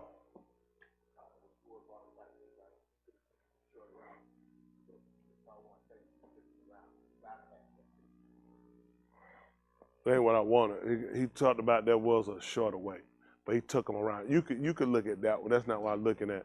But I won't give him a check. He got a half a check. He used about in Mizraim. We came out Mizraim. The writing told us that he could have took us a shorter way. He said, but we would have fainted, so he took us around. That's a good one, because a bypass. Well, we could look at also. I was looking at a star. Her name is Hadassah. Her Babylonian name is a star. That's why you got people, they tell them, notice when you had either column years ago, they said, I'm a star. That's what they would say. People, they'll use the word Esther, but the word is a star. That's what they would call it. It was a star. So when the Malak when they had given out a decree to kill all the Yahudim, Mordecai, who they call Mordecai, he went around it in order to get it accomplished. That's how he went to Hadassah, in order to get accomplished. So he bypassed to get the order to get it to where it needs to go to get it done. And that's what we got to look at the end of the day, is whatever it takes to get it done. A lot of times we let decrees come on us and we just stop and feel like people will stop something. Let me tell you about something. The only way people stop stuff if you allow it. There's always an avenue, a source, and a way to get things done. You just got to do it, and you got to be make sure that you're minded to know what your reasoning is for why you do what you're doing. A lot of things that make you look soft and simple and dumb. It's just you start learning when you exert energy, you start looking at where does it put you at when you got the long fight. I remember years ago, Boston, when he would do the camps for kids down there, we went to Florida. They was out there, Bryson just out. They brought Bryson, he down there just throwing the ball and going. I said, Bryson, need to come here with highs. You know, don't be all right. He just throw him the camera. They just throwing and going. That camp started, man, Bryce probably laughed. It was terrible. Look at Bryce. The body back there laughing. He ain't laugh. I kept telling him to. I said, I need to drink that coconut water. I said, listen, I want food that Gatorade. Wonderful, but he was like, you must work for them people. I said, no, I don't work for them. I know what work though. That stuff there ain't no good. Man, Bright peeked out so bad, it was terrible. Man, he got in that field. There's how they clock. They gonna run the far. They like, go. Bright went. They watching. They like, they hit that clock there. I said, oh, he did. Well, he lied on the weapon. He had them peeked out so bad out there practicing, throwing, messing around before the training camp started. So he just lost it. But they said, they taught you to do that up there in Georgia? So what kind of school that you go to? It was real, but they like he went to a special ed school. So they football though. I don't know why they thought the school was special ed. Florida serious about football. Oh yeah. Florida and Texas is so serious about football. I mean, you get killed by this stuff. They look at him, they like, ain't nobody gonna kill you. Cause you're not coming on the field. But just looking at what does it take to source yourself to be able to keep going, you can exert a lot of energy doing things and you not being practical in looking at the long end game. Just like with football, a lot of times you gotta look at the long end game. You got a lot of people come out peaking early, they'll die by it. You got friends, they said, I'm not impressed with one quarter. It's 4 quarters of the game. Mm-hmm. I want to see how long you can do it. Or I look at my best game gonna be for you. It's a lot of people, they practice for the 3rd and the 4th. They already know if people come out that first quarter, they got it, they energize up. Shoot, man, by the time I had time, they burnt. After had time, they done. They like, man, I gave you what I got. I'm done. So you looking at, I'm third, fourth quarter man. This is when I start shining on you. This is when I'm gonna really work you. And this is what you gotta look at. You gotta start looking at your end game. A lot of times people keep looking at the start, but he even told you better was the beginning of a thing, end of a thing, Dan, because you might not finish. You might not finish. So I'm not really impressed when people start out. I wanna see how long you can do it. That's right. Y'all get what I'm saying? Right. Man, he told you the race now. It's giving him that endure when? To the end. You said the one that start out good? So guess what we start looking at? Soon we take out somebody get in front of us, I'm trying to run catch them. I forgot about the end game. You might be running somebody, they practice to say, if I can at least, I know I start dying out, but if I can at least get them around to this leg, you know what I'm saying? I keep enough lead that when they cut it on, I'm still in. A lot of people practice like that. They'll practice on, I know ain't on long distance run, I can be beaten. But if I get enough stretch on you on the start, I'm counting that when you kick in to go, that I'll at least be able to hold on and maybe by chance I can beat you at the end. There's some guy that practice on, I know ain't a start guy. I got a pace, which means I got to set you. When I'm running, I'm pacing you. I can't let you get but so far in order for me to pick up at the end. This stuff I shouldn't be telling you, but you should know anyway. You pacing a person, so I know at the end, I can kick in. I'm looking to start trying to double step you. For every step you take, I'm trying to get 2 down. And before you know it, I'm walking to you. Then I'm looking at, I need to try to pull away from you. But it's all about if you're looking at the end game. See, a lot of us in here, we look at the start. Right. We look at the start. There's a lot of folks got pretty start look. You see some folks do stuff, you're like, man, stuff look good. But you got to remember, they ain't in no game. But some folk, boy, can shout about, so you look, woo, then let them get a fight. You say, that stuff don't work like that. Everybody gonna wait, let you hit them and set back and talk. Like, this stuff ain't working out no street. If folks swoop you up out the ground, you gonna be dunked. You be like, that stuff don't work like that. But it looks good, because you're not actually doing it, so you don't see it being practical. When it comes to salvation, what we got is very much doable, it's very much practical. But you gotta start looking at and how to source your strength. Y'all got it? Yes, sir. Yahuah told you he looked to, what was it? Hills, which what come well. So what, let's do this. I look to the hills, which come in my help, and I stay in the house, and I ain't got no windows. Boy, the Lord is keeping me. Anytime something go on, I can feel it, When I feel like I'm going out, Y'all can see that? Hello, I'm in the house. No window. So where he gonna line himself at? I gotta line myself to where the hill's at. I just told you I look to the hill. That's where my help comes from. So I gotta line myself where I set myself. It don't make sense to do something to put myself out when I can't gather back in the strength. So that keeps me in a certain dwelling. People tell that stuff, they live in low life. They live in the Mojave Desert. Ain't no mountains out there. So where your strength come from then, Chris? See, Yahuah was able to source his strength. Where's your strength come from? Then look at where you stand. Like he just said, Yahuah. Where are you at with Yahuah? That's right. See what I'm saying? So now these are mere words. How many people quote that? I look to the hills, which come my help. My help come. Y'all see how I'm looking to the hills. Where the hills at in here? So what are you doing there? No, you in Atlanta, Georgia. We in Rockdale. Where's your hill? Cause if it's Arabian Mount, I'm finna slap you with a spit on my hand. No good way in no hill. You know, that's an ant mound. You know what kind of mountains, you know what kind of horrors we got over in our area? Man, you got stuff top of, listen, burning up on the ground, snow on the top. It's so hot. It look like the clouds just surround it. This is how hot it is. So I'm looking at something greater, bigger feet that keeps me looking up, that keeps me aligning myself. He put YashaYahu down in the valley. See, everything, listen, it's sinners. So when the water come up, where it go? Down. Especially if it's running down the mountains, it's coming down. So think of, snow-capped mountains. What that water like? Cooling water. See that, after it runs so far, it purifies itself on rocks. You know what I'm saying? The algae, other things, everything he did, he aligned it that way. It only makes sense. That when he did things, it aligned themselves that they made sense. I put you in a low valley where, listen, when the rain comes, it can stay. You know what I'm saying? You can have streams.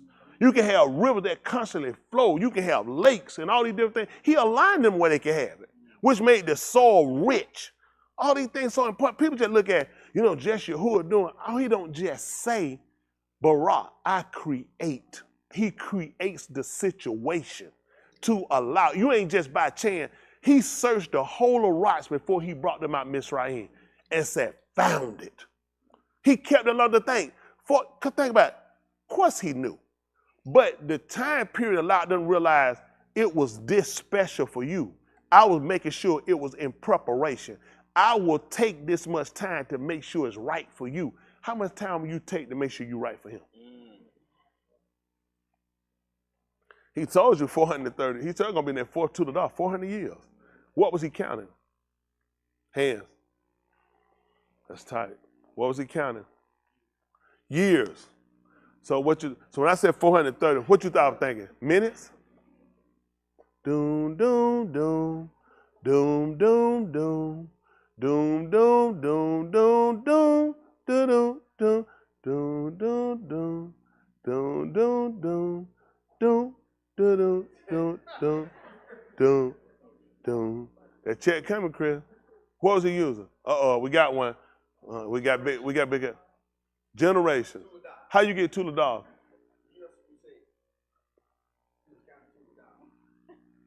They were counting $2.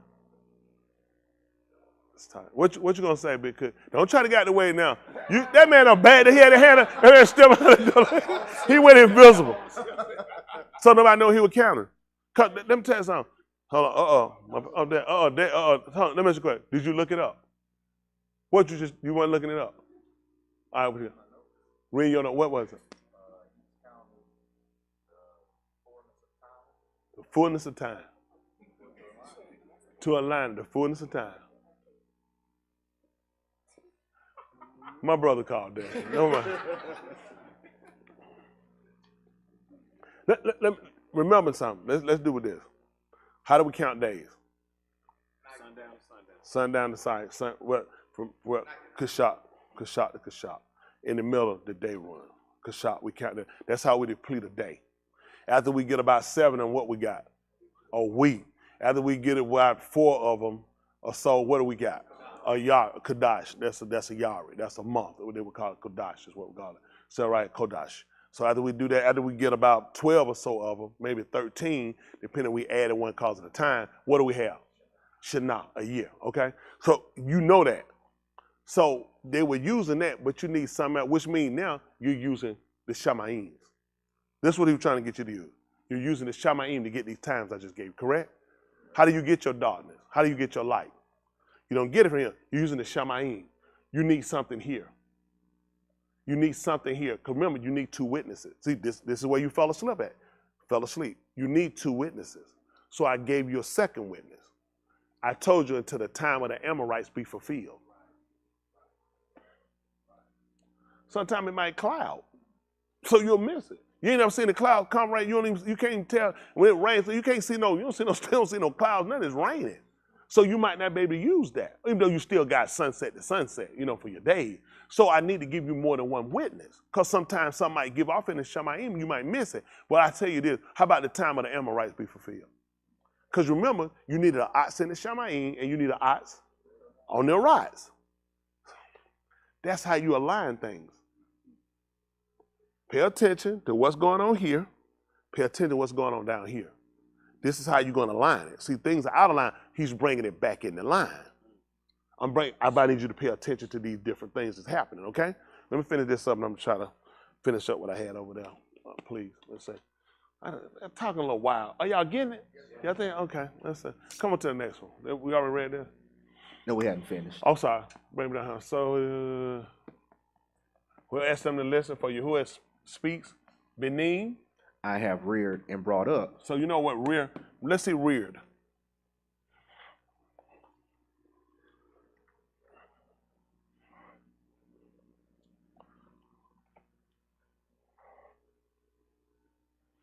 Reared. Bring up and care for a child until they are fully grown. Fully grown, especially in a particular manner or place.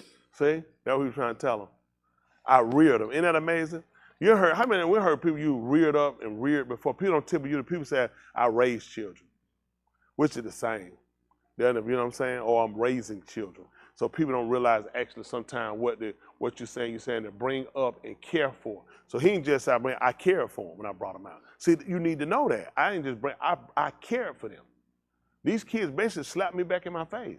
I told y'all before when he brought them out, he would always refer to them because he would let you know they growth spurts. He kept calling the children. He told you, let my son go. My son is a baby. Why you think he didn't let them fight? People he could have let them fight. You can't let who's going to let their baby fight? Who's going to let their baby fight? That's right.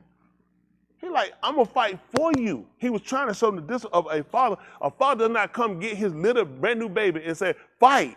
No, I will fight for you. I came to bring you out.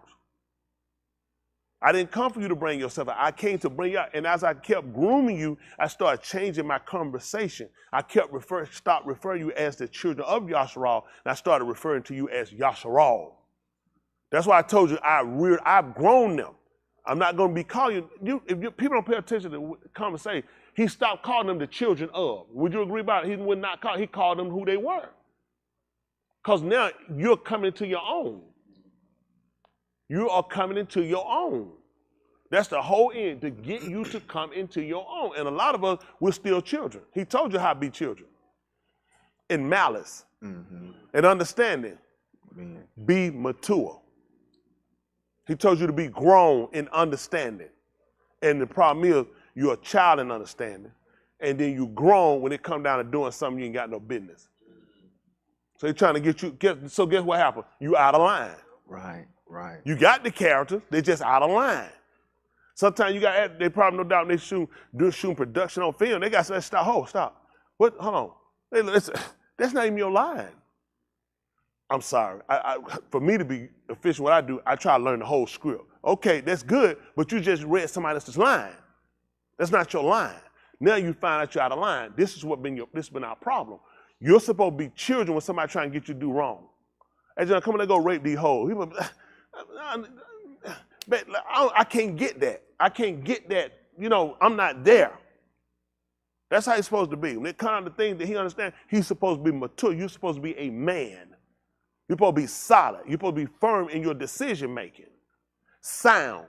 That's what sound is. Firm in your decision making. Y'all got it? All right, come on back to what we had. This is what he did when he brought him. This is what he did when he brought him up. What'd they do? But they have revolted against me. See that? Let's see what revolt means. You ain't got to put the D, ED. The ED just let us know these were action taken.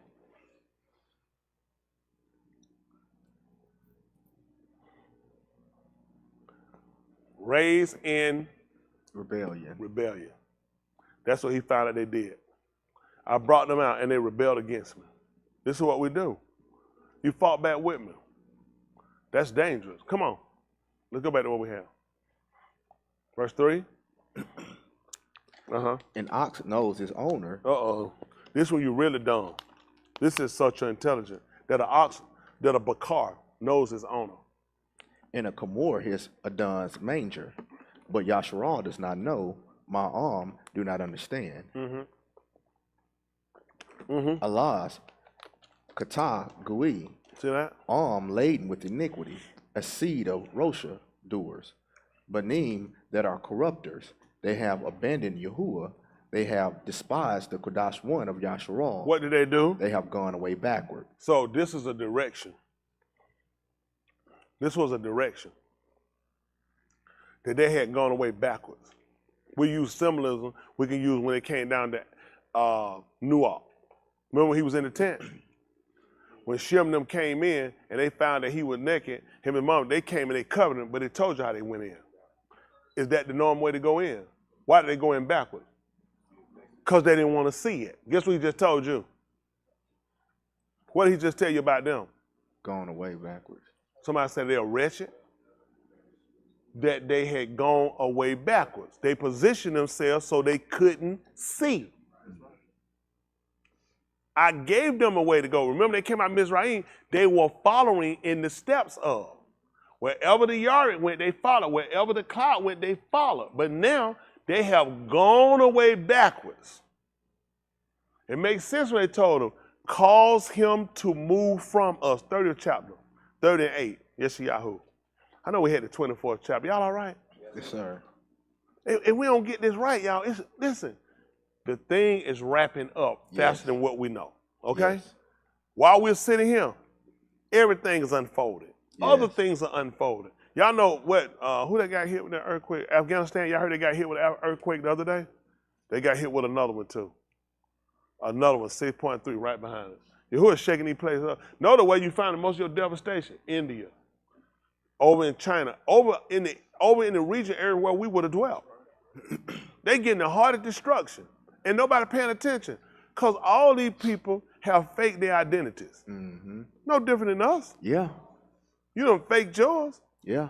You walk around with weave and all that foolishness on you looking stupid, trying to look like some people you make absolutely. Well, the same thing happened with us. Yeah. We faked our identities. We took on the other religions to fit in to be comfortable with these people. Yeah. To try to make it look fashionable versus people being identified to say it's something different about us. That's why he took the gold and stuff off of them. Yeah. That's why he stripped it down to well-set hair. Because I don't want you looking like that. Because after a while, you look too fat. People say, oh, that ain't no religion. That's just a fashion. No, this is what I believe. That's right. That's right. The women that cut their hair, they ain't going to let anybody tell them there's no rag and no scandal. That's their hijab. They said, this is my hijab. There's not no rag or no scarf. It's a hijab. They look at it, I'm not giving them my hijab. I'm not doing it. But France passed law, they said want them off of them. They told them, well, yeah, they said people feel uncomfortable at the beach. Yeah, they passed a law, they can't wear it at the beach. They can't wear, listen, they go to the beach, everything covered, eyes, everything. The people in France, they said no. They said I don't like it. They can't be out here like that. They need to take their clothes off. Because they shame them. Yeah, they don't want it on them. They in the water, in the ocean, listen, they covered all the way down the ocean, their hand covered, they got their stuff on, and they said no. Them folks, they said no. They're not appropriately dressed. They can't be out here like that because you know them folks look there. They shaming us. Yeah. They're embarrassed. And now they done knuckled down, kowtowed down, but we're trying to get people to see. He said that you put a difference between. I know y'all wearing, you can't style off with these people. You can look nice, keep yourself up, but you don't want people to mistake you. This ain't no style. This is what I live. This is my life. Come on. Now go. Write it on a table before them and inscribe it on a scroll. Hold on, write it before them? I wonder if I write it before them, what they gonna be able to do? I want to see trying to teach them something. Write it before them and inscribe it on a scroll that it may be for the latter until Alaph. Until forever. Let's see what he's talking. For this is a rebellious arm. Oh my goodness. Is he saying anything different he said in the first one? Because he's saying because they revolted against me. That's why I want you to write it so they can see it. I want it to be notated and put it in the scrolls. And it ain't for them. It's for Romans 15:4. It's for the latter days. Think about it. I wrote it where they can see it, but it ain't even for you. Right. How you got to feel about that? You see me sit here making, I'm here my wife making something, sit here, I'm saying, that thing sure look good. Boy, I want to give me some of that down. And she said, oh, this ain't for you. You're like, who that for? Right. Oh, this for the latter time. But I'm right here now. I'm seeing. He said, she said, it's for the latter time. Right. That's what he was letting them see. He looking at this. I ain't killing no more time with you. This for some more people. Did y'all see? I let them see it in their days, but it ain't for you. Wow. They sit here looking. The boy there making, cooking the bar. He cooking the bar. And then find out he is cooking it, but it ain't for you. It ain't for you. It ain't for you. Wow. It's for the latter. It's for Romans 15:4. Oh. All right, listen. He told you why. For this is a rebellious arm. That's why it wasn't for them. Why am I gonna give it to them? You done jumped up to fight me. Why is it for you? I done raised and brought you up. You done fought me. This ain't even for you. Listen. False beneath. See what I told you? False. You're pretending. Look at false beneath. Kind of like your code was. You just sat here and put this stuff on and played me the whole time. That's what look at you played me the whole time. He said false, but this is what you rebels and you false. So it's not for you. It's for people coming after you that's going to learn from what you've done. Listen why. Benim, who are not willing to shama to the Torah of Yahuah. Listen intelligently to the law of your existing one. Yes, Come sir. on. Who say to the seers. Oh my goodness. Remember in YashaYahu in chapter 1, what did he tell you it was? 1:1?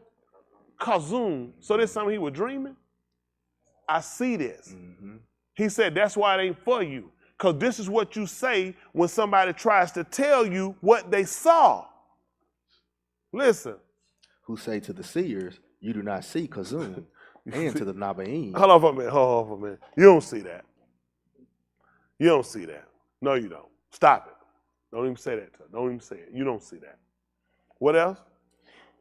And to the Nabaim, you do not naba to us what is Sadiq. Let's see what naba is. Can we look up naba? Should it be steady flow? Or it depends?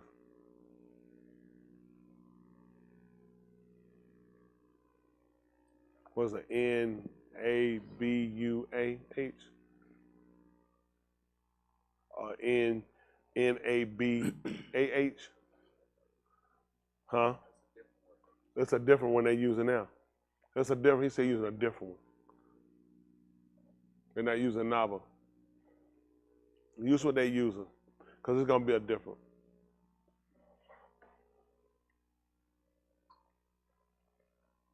When that gun popping, I just heard.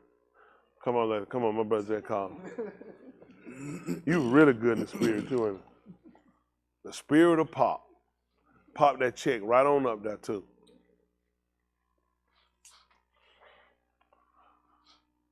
Chazah.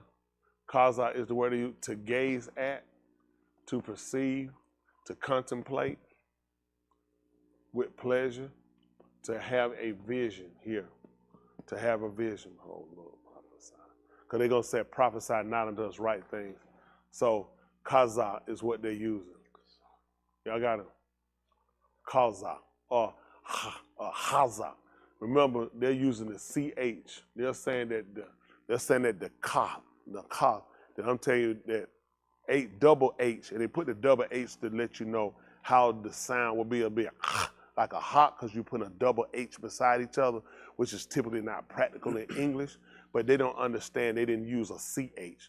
So no doubt with the Latins, when they took our writings, the Greeks, they looked at, for them, they would use a CH to be a symbolism versus it's a double H. It's the remember, it's what you're saying when you're doing the when they use the they're saying this is what you have. And not this. The CH look a little funny. Can y'all see that? So they're saying when you're doing the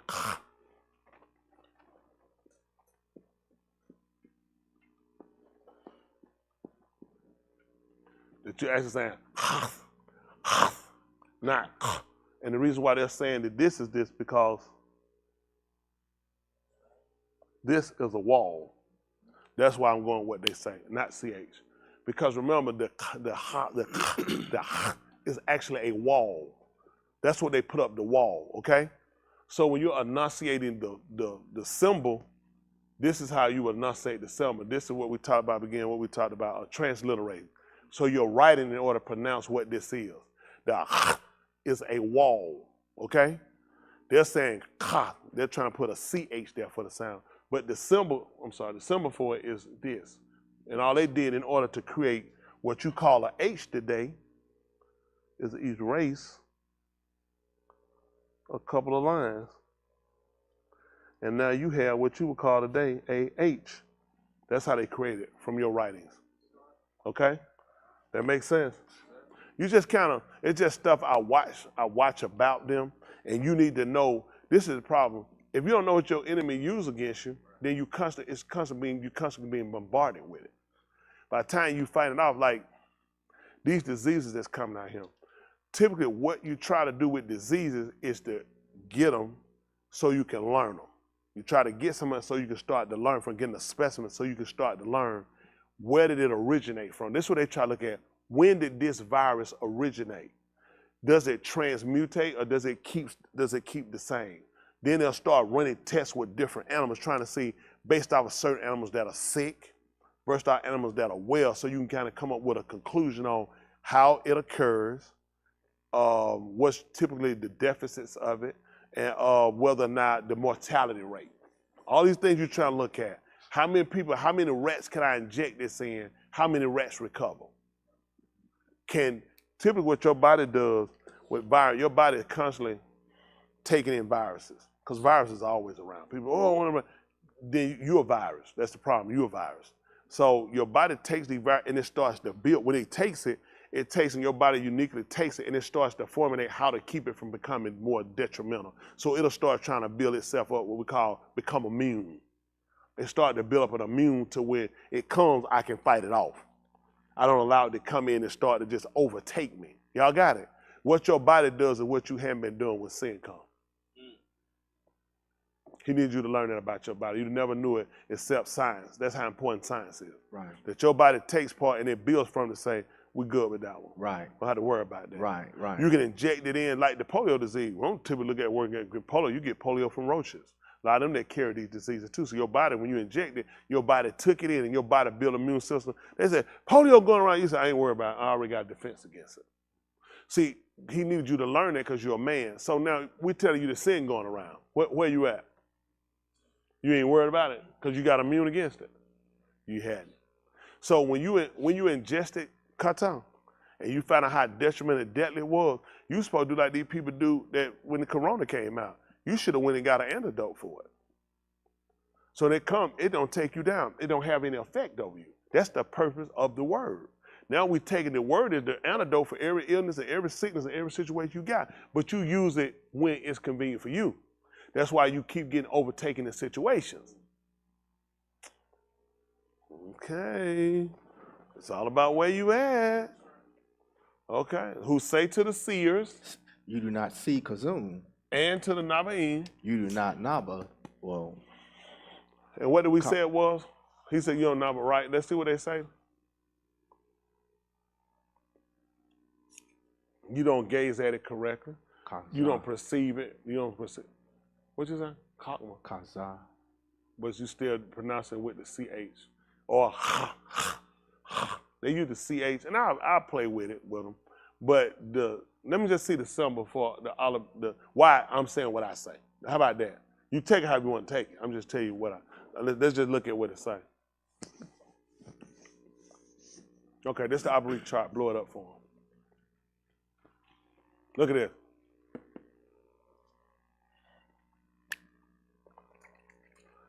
Y'all see that symbol? Yes, sir. If you take this line out right here, that line right there, what letter do you have? H. You see how they're doing it? See what this is? This is the tent wall. The wall outside that divides, or you can put it in half. So this is how important they saw the wall was. The wall separate. When he told them to come out and had a separation or a divide, they knew it from this. See, everything for them was symbolism. It wasn't something saying I was taught in school how to know. It's all symbolism. They knew that wall divided. Listen, everybody that keeping Shabbat was inside the wall, because Nakum Yapeh, the walls were closed. So if you're on the other side of that wall saying you keeping it, we don't believe nothing you said. Because you are separate from, this is the divide that separates between us. It's also for protection. So everything he gave you with the word, we see it as the, you see what I'm saying? Because it's a divide, it separates. Y'all got it? So just like when he came down, when YashaYahu got caught at the Red Yam. Now, what did you wind up finding out he put between them and Mitzrayim? He put a wall between them. He used the that put a divide between them. That whole later, they couldn't cross over to YashaYahu, and YashaYahu couldn't go back. It kept them from doing what? Going backward. Because look, they kids. Let me tell you something. You get a brand new little baby, and I'm not trying to call you no baby. Please don't. No, I'm not. Let me use something. They're gonna try. Come on, Pastor. Hypothetically, he's a new baby walker, just starting to walk. You know what I'm typically do? Let him hold my finger, hold your other hand, hold their hand or something like that. Or he walking, I'm gonna have my hand behind like he kind of fall back. Cause I don't want to, cause I gotta make sure I keep him up. He's a baby. So I gotta make sure I keep him up. I'm walking with, look at him, he go, cause I'm not stupid. I let him go, he'll mess around and he could fall. Or I might let him take my hand so he could get you. Who told you? I took you by the hand when I brought you. Y'all remember you kick a little bit, you walk, you'll put your hand like here and let him, so he can walk, kind of helping and kind of guide him. He said, that's what I did when I came and got you. I took you by the hand. Because you was a babe. So you understand where you were. Y'all got it? Yes, you need to understand where you were and where he's trying to get you to until you're able to stand on your own. Okay? So I want you to understand why I'm kind of on the wall of the double H versus the CH sound. Y'all got to try and make the CH, the H make sense because this was symbol. Give me the symbol for a CH. This was symbolism that they knew that meant that's a wall. That's outside. Y'all got it? So on the other, he told you for without a who? Who else? Sorcerer. Who else? Homer and everything that what? That love it and make it the lie. Guess where they at? You're on the other side of this, brother. That's how important, that's what that meant to them. When they saw it, based off of positioning, I know where you at. You're on the outside of that wall. I'm saved. I love the Lord. You can talk all you want to. Son, you're on the other side of that wall. That wall also was presented to let them know, it was symbolism to let them know where you're at. Okay. Listen, it's small knowledge, but it's knowledge you need to pay attention to. It's knowledge that you need to pay attention to. Y'all got it?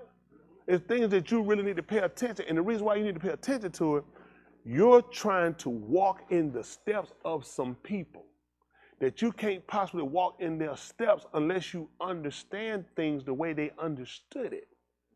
That's what they meant. They knew if you was on the other side of that wall, you just wasting time. Everybody with them was inside the wall. You're on the outside of the wall. Y'all got it? They understood it from the bet. When he told you that a don don't tell a bard, a servant, everything he does. They looked at where does a servant stay inside of a house versus where does the master stay. They had slaves that stayed in the house, but they didn't sleep. Did they keep the slave in the master bedroom? No, you don't stay there. You stay somewhere because it's not yours and you're not permanently affixed. He looked at people that are permanently affixed. They're like me or my kid. They gone, they got their own place. They know they can come home. They can always come back home. They have that connection. On a bus, somebody work for me and understand, they probably help them home. Oh, you finna get yourself hurt. When you left, you should never show back up here because that's not the relationship. See what I'm saying? A child can abide. He said they can stay forever. That's right. That's right. Okay. So let's do this. What make you think he gonna let you in the house? Why is he gonna let you in the house when he put it up here? Okay, that's the answer. Why is he gonna let you in the house? Why is he gonna receive you to himself? Why? What are you doing that puts you into those relationships? As a bride or as a being, as an inheritor? So nothing puts you in a relationship. So it's not practical for you to try to ensue salvation unless you understand relationships. Y'all got it? That's why we're looking at it. You need to understand the importance of the wall. This, the teeth. You need to understand what this meant. The basket contained. When I get a basket and I put some in the basket, how many of y'all got a basket, you put something and it jumped out the basket? It don't do that, do it? Because it's contained, it's kept. That's what he's looking at the people. When he talked about him coming back here, he talked about gathering. What do you think he's going to do when he gathers? He's going to put them somewhere where they can be contained, where they can be kept, where they don't have to get out. They understood that because this was a process they did whenever they went out and they started to gather from the fields. They understood you take a teat so you can contain it. He told you in your patience, what you supposed to do? Contain it. Contain it. Keep it where it don't get out. So when he gave you these different orders, these commands, they understood it because they had a relationship where this is something they did as a life. Y'all got what I'm saying? We don't typically do it as a life. We do it when? Wednesday, Friday night, Saturday. We'll use their name. So what are we doing Tuesday, Thursday, Sunday? What are we doing the rest of the days? See? That's the problem right there. This got to be something you got to do daily. He told you to take up your how? Daily. I picked up mine that morning. He said, so what was you doing Friday? Oh, I had to work on Saturday, Friday. Well, I had to get ready for the show. And what was you doing Wednesday? He said, I want you to do it daily. So every day it's the same routine. So you see why they were able to do it. You're doing the same routine every day. So now it almost kind of like, it's muscle memory. Don't they tell that? A boss, it's muscle memory. Something he just know, I do this all the time. It's some fight, they don't want to fight, they want to stay in it. When they're young, I want to keep fighting because I know I need to make sure I keep it in practice. I need to keep it in a discipline. And with us, we don't do that. We want to fight every now and then. So when it's time to fight, that's why you wind up losing because you haven't been staying active on what you're doing. Does that make sense to y'all? Yes, sir. Oh, no, you're looking mighty crazy. Looking mighty crazy. All right, let's go back to what we had.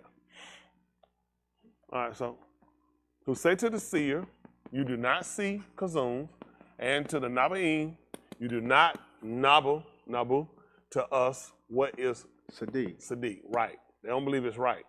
Speak to us. Pleasant dabarim, Naba, illusion. See that? Illusion. Something that's not there. Because they make them feel bad. Why y'all think people go to these different cathedrals, these different religions? Because it's illusion. It's an illusion. That's how people give people an illusion. It'll look to appear something, but it's actually nothing. That's what I really harbor about Yahuah. Everything told is not an illusion. It's actually factual. But I need you to understand relationships and how things work. I'm going to try to get y'all finished here. I'm going to finish up at 24. I'm trying to run through it for you, okay? Just want to get y'all to look at some things right quick. But this is what they ask for. You don't believe it. This is you. You don't want to know. You don't want to know the truth. You want to be told something that make you feel better about yourself, but you don't need to feel better about yourself, because the better you feel about yourself, the more comfortable you feel about yourself, which means you don't see a need for change. The worse you feel about yourself and the negative you feel about yourself, the more you desire the need for change. Why would I change if I'm good? I'm good. Why would I change? You didn't make changes, but I'm good. But you still didn't make changes. I'm good. Why would I be making changes? Unless I'm in situations that say, this ain't good. I need to do something different. See, we need that. What you fight, when I say you, me, I'm always including when I say you. When what we fight is the need for the discipline to change. So we try to look at trying to blame every other thing versus looking at he bring these situations in our life so you can see how out of line you are. Y'all, it is, to be honest, you'll be surprised how out of line you are. Your car, your tires will tell you sometimes you need to line up. Watch how they wear them. But when you driving, you can't tell it. Some people got so comfortable. How many of you had your steering wheel like that, but it still drives straight for you? And they're right, there's a place you can go to, these little backyard place, they'll line your steering, it'd be like that. They said, don't worry about the wheel, it's still straight. No, it's not. Go to a professional, they're gonna go and fix what needs to be fixed, and the wheel is gonna be like that. Slight turn's gonna move it, and you're gonna notice the difference. Somebody's gonna say, don't worry about the steering wheel, that happen all the time. Don't worry about it, it's straight, and you bought it.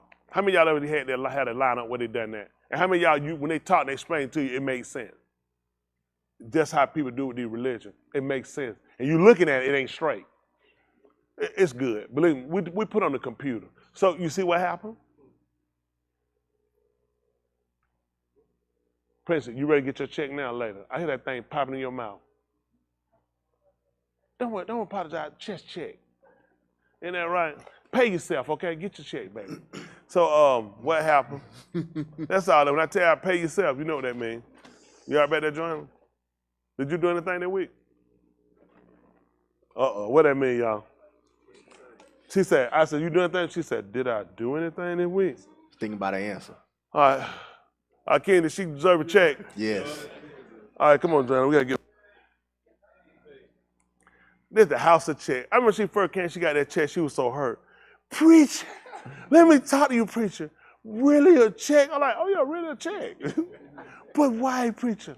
Akuma Matata. I said, oh, that's when I get scared. When she said Akuma Matata, I get, look at her. I'm watching you now. But I can't stress again the importance of making sure we get this right. Looking at ourselves, when the word comes, what we're doing there is what we should be doing. Every person should be doing their own self-examination. They do the breast exam, see if you feel any lumps. Before you go. They still tell you to go. They don't tell you to do that and don't go once a year. Just periodically check before. See, preventive measures are always good. That's what we're doing now. When we meet him, he's going to do the real test. So now that's why he told you, if you're condemning yourself, don't you know I condemn you greater? Mm. If you feeling a lump, what you think I'm going to feel when I check you? Because even though you felt the lump, you said, yeah, it's a small one. When he checking, he gonna say, it's a large mass. The tent ain't but this big, but the mass like this. Because what we do, we need to minimize anything we feel like we don't want to hurt us. What you think they just did? He just did an exam on them and told them the mass is like this. They saying, it ain't even, I don't even, no you don't. You ain't no mass, no it's not. It ain't even that, don't say that. Tell me something make me tickle, make me happy. That's what they did. Whoever, you go for a breast exam, the man, they just came in, your doctor just told you it's a mass sitting there like this in your breast. No, it ain't. Don't say that. Say that, Say, come on, tell me something, make me feel good. Who ever thought about telling the doctor that? This is what these dummies did. The man just told them what their sickness was, what their condition, and they just told him that, no, it's not. Don't say that. This is you. This is me. You want to minimize your situation. It needs to be maximized for you. You need it in full strength. When he tell you he's going to pour it out with full strength, because you need to come to reality the way you at. You're not going to change until you come to reality. I am a terrible person. Not no, I'm better. I'm trying to minimize the damage while trying to make myself feel good about I'm going to change that I'm not. Because if I was, I'll be realistic about where I am here first. I'm a terrible person. I need to get, because now that's going to give me the energy drive to get out of that condition. I feel bad. Come by for a second. I want you to hit me as long as I stand right here. They say, hit me as long as I stand right here. Hold on. You serious? You want to go for serious? You want to be serious? You serious with this thing then? This is like, come on, man. Come. My brother Jack, come. Who does that? Who punches their raw in the stomach? Where's security? This man jabbed me about 9 times in the stomach. Are you serious? That man unlocked his knees. What's wrong with this man?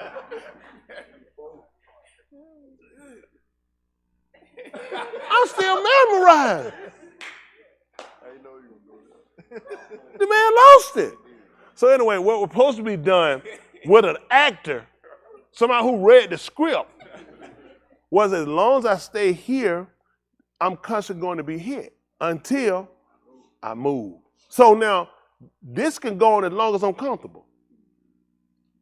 You see, like how I stopped him though, because that wasn't comfortable. And I knew as a long period of time, that's not going to be good. I need to stop that or I need to move. We've been staying right here and getting hit. It's driven that way. Change the situation. Like I did, I started. I don't want to be in that situation. Acknowledge what the situation is. Then I need to get out of it. Let's stop the situation. You're trying to get here while this is still going, it ain't going to happen. And you become comfortable with it. You have to address the matter as it is. This is where I am. I know where I am. That way I place it the way I'm going. What was the purpose of letting them know where they was in Mizraim? So every situation that comes that look familiar, you know what this reminds me of? You know what this, it be some certain play. You know what you say? Hey, wait a minute, hold on for a minute. I know that song. That's you know the beat. Oh, you see me? I done seen it because it's recognizable. So putting them down, when they was in Mizraim, what they got? Beat. They were cheated. They were defamed. They were embarrassed. They were murdered. Their kids were killed. Every situation that comes up like this, you're going to recognize it. I want you to become familiar with it. I want them to come out into deliverance, which is salvation, so you realize when that's a thing of the past. When your past become your future again, now you have to reassess, how did I get back here? I know this place and this is not where I'm supposed to be at. I don't ever want to be here. So I have to position myself to I never get back here. Based upon learning what deliverance is, but I had to learn and come to grips with this situation first. This situation is what made me desire, I want to be out of it. I don't want to be in that. I don't want no parts of it. And I'm not going to, you saw how I got it back up, let's do it again? Because I don't want to be in nothing similar to it. I don't want to reenact it. I don't want to do that again. You have to be there in your mind. You have to be there in your decision making. When a problem comes, well, I mean, it's just what it is. I mean, I guess that's how he want me at. I put you here for a reason so you would know the difference between salvation and persecution. Y'all got it? Well, you understand when I give you correction. All these things were symbolism so you would know. Why I told you you think about 430 years I said in Mizraim, and you said now, because I'm counting to the dog, you said until the time of till they fulfill, as far as I'm gonna take with these people, I'm gonna cast them out. You thinking, that's a long time to put up with somebody. But then you read statements later on when he said, you know what else too? Let me see something. I don't have it. If you and I had a rope and you were holding the end and I was holding the end and someone was down in the ground like that and we're supposed to have it tight, what would y'all call that? And Yahuah said he not. He said, why keep it tight? He said, I'm not slack. Not concerning my promise. But what I am though, I'm long suffering. That's why I let you sit down. So you think about this. You sat there and you suffered for 430 years while I sat here and let these people sit here and bask and bathe in all of their stupidity. Because I wanted you to know that you suffered a long time. I was patient with them while you suffered. So when I come around and you understand how I operate, I was patient with you too. Now I brought you out, I was patient with you. I let you go for a long time too. So you will understand how Elohim works. Because sometimes what happened, you know, oh, like Dwayne went through nothing, man. I remember I suffered. The man been patient with you too. We quit to always feel like somebody got a break over us. He said, I'm long suffering. You know why I was long suffering? Why? I knew these people weren't going to turn, but I still had to wait. I still had to wait. When I was going to destroy Nineveh, you the one going to go, because he said, I knew you're going to forgive them. I still needed them to be warned. I knew they'll turn, but they'll turn when they're warned. You weren't even going to warn them. You saw them in their destruction. Warn them. Then they got choice. You got opportunity. See, we're dying faster than what y'all think. This thing, bro. Y'all going to see, listen, he going to put a stuttering fast on it. It's going to move so fast, your head's going to spin. You're not going to be able to make it back. Everything you got, you're going to need to hold to it, all you got. Because I'm telling you, what the man said he's doing, he's not lying. He wants you to realize, I'm through with these people. I'm telling you why. So when they say, why you give up on us? Why? I mean, because I raised you up. I raised you up and you fought against me. Now, and this is what you said. And they come think about it. They want to know, like if I said, Leon, we done. I'm done with you. First they say, preacher, what happened? What? You want to know what? What happened? What did I do? Okay. When I said, you said don't see. And they told you he saw. How you tell somebody didn't see that he didn't see it? Then when he told you, you said, don't tell me, tell me something that make me feel good. But I was warning you, and this is what I'm looking at. So you know what? This ain't even for you, but I want to see it written in your face so you'll know what your problem was. But this is for somebody else who's going to come behind you who won't make the same stupid mistake. He already wrote them off. If it's for the time to come, forever and ever, it ain't for you. I want you to see it, but it's for somebody else. Hello? Okay. Musha went up, and he saw the tube land, didn't he? And he went in it, didn't he? No, sir. But he saw it, didn't he? Because it wasn't for him. It was for somebody else. He said, you didn't believe me. He said, you won't see it. I'm trying to make it where he at, and you ain't going to believe what the problem is. I don't believe. That makes sense? So it makes sense for you going and you don't believe. Okay. I just want to be practical. I want you to be practical. I want you, don't ask him that stupid. Lord, didn't mean it. I don't believe. Let me be your child. What did you just say to just cancel this whole thing out? I don't believe. So where did the conversation went once I told him I ain't believe? Just tell him what we've been guilty at. I know it's tired, y'all. Please, I'm going to get y'all thumb. So y'all see what he said? Right here? We'll give me the next verse right quick. I'm going to run through that 24, 21 right quick. I'm going to try to get y'all finished, all right? Turn what? From the Durant, turn aside. Turn what? What the purpose of that? Listen, I don't want to hear it. I don't say that's got it, right? Why didn't he need to turn? Because he aligned himself. They were aligning where at that point it's right there in their face. But if you turn, even he told us about my people humbling themselves, seek my what? And do what? See that? There's no way you can seek my face, you're going the wrong way. Everything is about angling and positioning. They're going to have to turn to see my face. That's right. Hello? These kids walked off backwards because they were trying to get away from it. This is us. That's why he said, let it be for another to the dog, because you are thinking you're not literally saying the words, but the action is there. I can call my wife a whore, treat her like a hoe. Which one is better? Women. How many women think calling a woman a whore is disrespectful? Okay. So what about treating a woman like a hoe? Well, that's what he said he did. He said, you didn't call, so we didn't actually say the words to him. He said, but you show all the demonstration of the attitude, of the acts. See that? So you can do things. You can give off vibes. Y'all know that? You can. You give off vibes. You give off energy. That's all vibes are, energy. Y'all said turn from the way, turn where? Aside. From where? The path. See, you directly in the this is directly where we're going. See, remember, guess what they're looking at there? Now they're looking at this whole situation in the bottom. They're looking at him as being just like the Malachi was swinging the sword when Balaam was coming. He couldn't miss it. You in the path. So you know they're looking at? They can't get away from him saying the same thing. They can't get away. So you know what I need him to do? Let me by. Get out the path so I can keep going. Listen what he wanted to do. Listen. Cause the Kodash one of YashaYahu to do what? Cease from before us. See that? He was trying to stop her from going the wrong way. Hey, You don't want to go this way. Hey, go back, go back, go back. Don't go this way. You get out the path. But the way I'm going is the way I'm doing. I'm trying to reposition myself. Not for salvation. I'm trying to get back to what I used to do. Back over here where the pain and the suffering begins. Because there's got to be something that's going to happen. See, it's set up to where something has to happen when you're doing things right. Something got to happen when you do things wrong. How do we distinguish what's right and wrong? Got a point. Something has to happen to distinguish. You got a little baby understands certain things, and how the baby start understanding command, you say instead of the baby trying to figure out what you're saying, till you pop. When you start, because it start to catch on. I'm understanding your word from your discipline. I'm understanding your word. I'm understanding your love from when you pick me up and grab me and hold me and we play versus when you start whipping me. I'm understanding the difference. So this is maturing me as I'm growing. So why you think he disciplining you?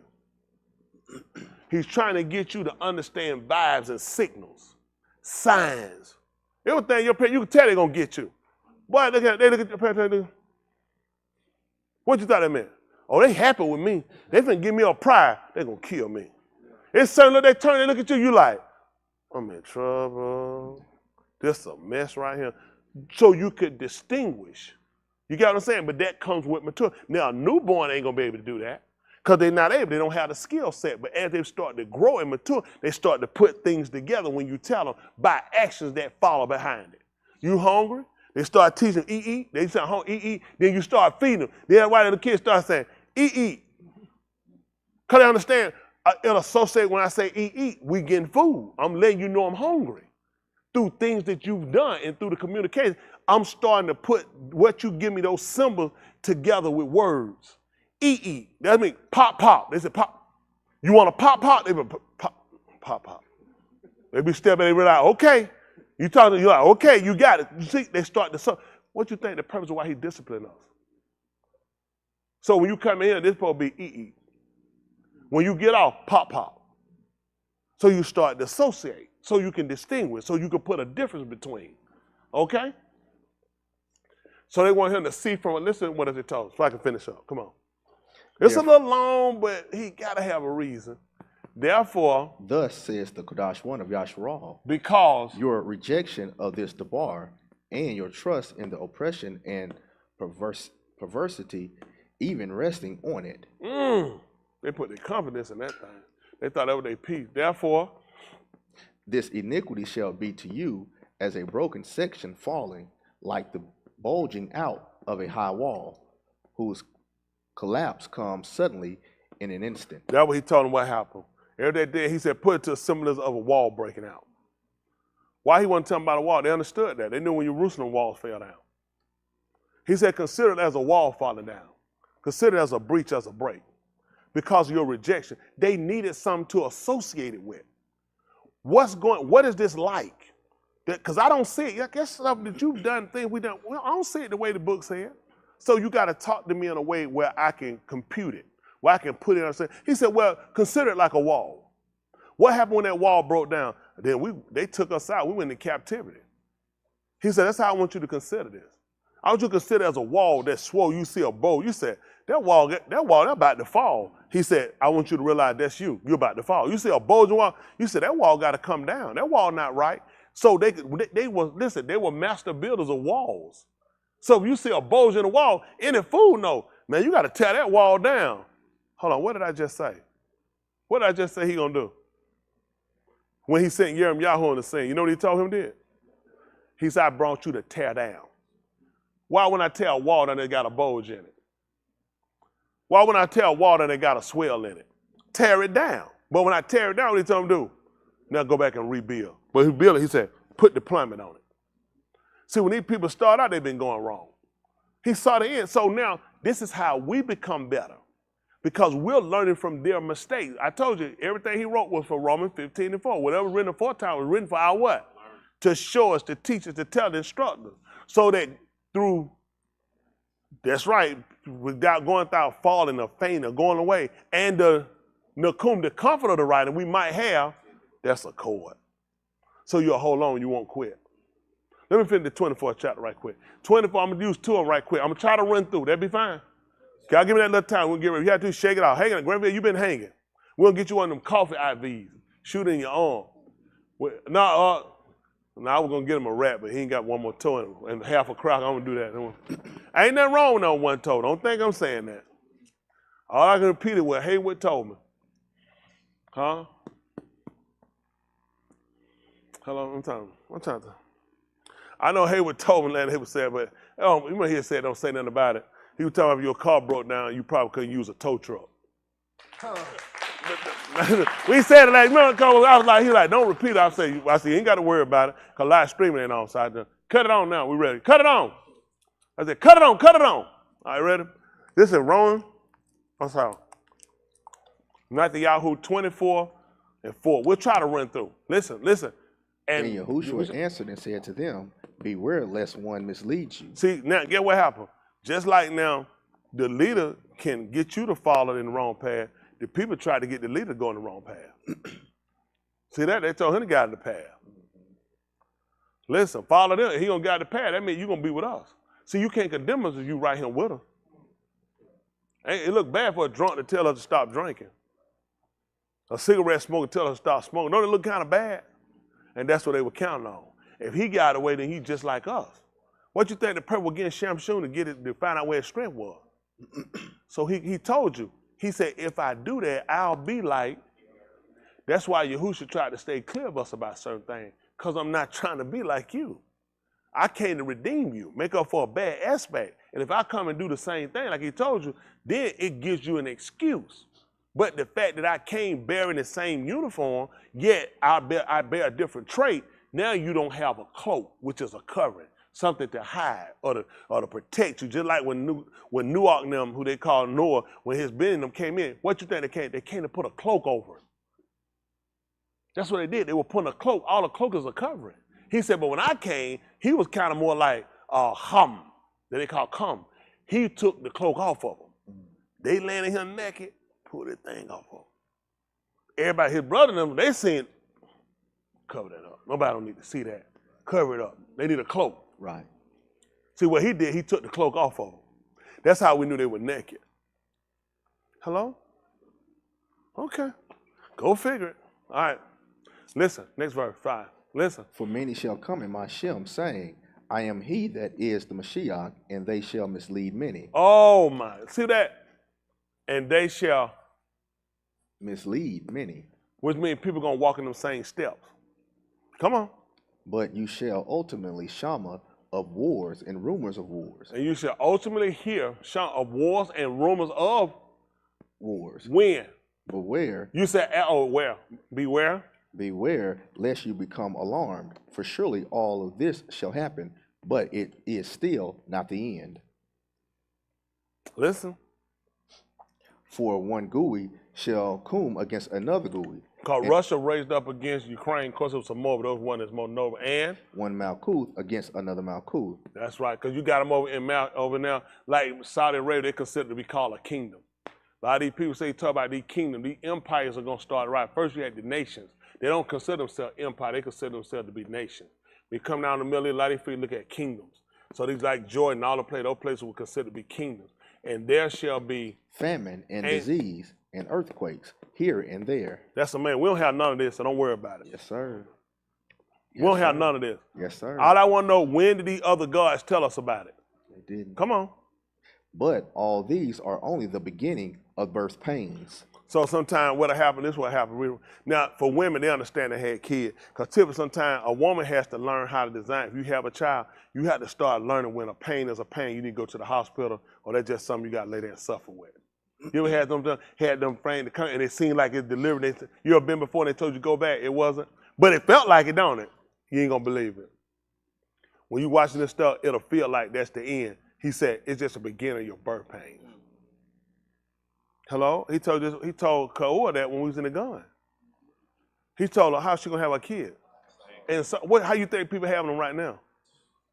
They have them in sorrow. He bring them right back. He told you, I declared the end at the beginning. You know why they're in sorrow now? Who else learned this? When we was in Mizraim. Think about it. I'm waiting to have a baby that's gonna get killed. Can you imagine? For 10 months, you carrying a baby so it can get killed. What you think she been going through that whole time? Think about the mothers in Mizraim that came through Auryah. The whole time you wait, they had no machine to tell them girl or boy. And this is sorry because if it's a boy, they're going to kill it. So my whole time carrying this has been in sorrow to give it over to be killed. He told him this, though. He told us this at the beginning. That's why I'm telling listen, I don't even have the time to argue with nobody about that. If you comfortable with your God, please serve him the best you can do. This man too accurate. Go ahead with Shakespeare wrote this. What year was Shakespeare? Let me say what year. Can I find what year, what century? I'm just being practical. Don't even go with Shakespeare. Let's go with the white man. It's impossible to keep a regime this long. Say the 1600 to 2023. And the actions happen. No, what they call a heart machine. None of this stuff they claim they use now. It's impossible for them to keep regimes this long to come along and it happens the way he told you. William Shakespeare, 1564. How many years back that put us? We're 2023. So that put us what? 400 or 500 years? What, about 500 years? 400.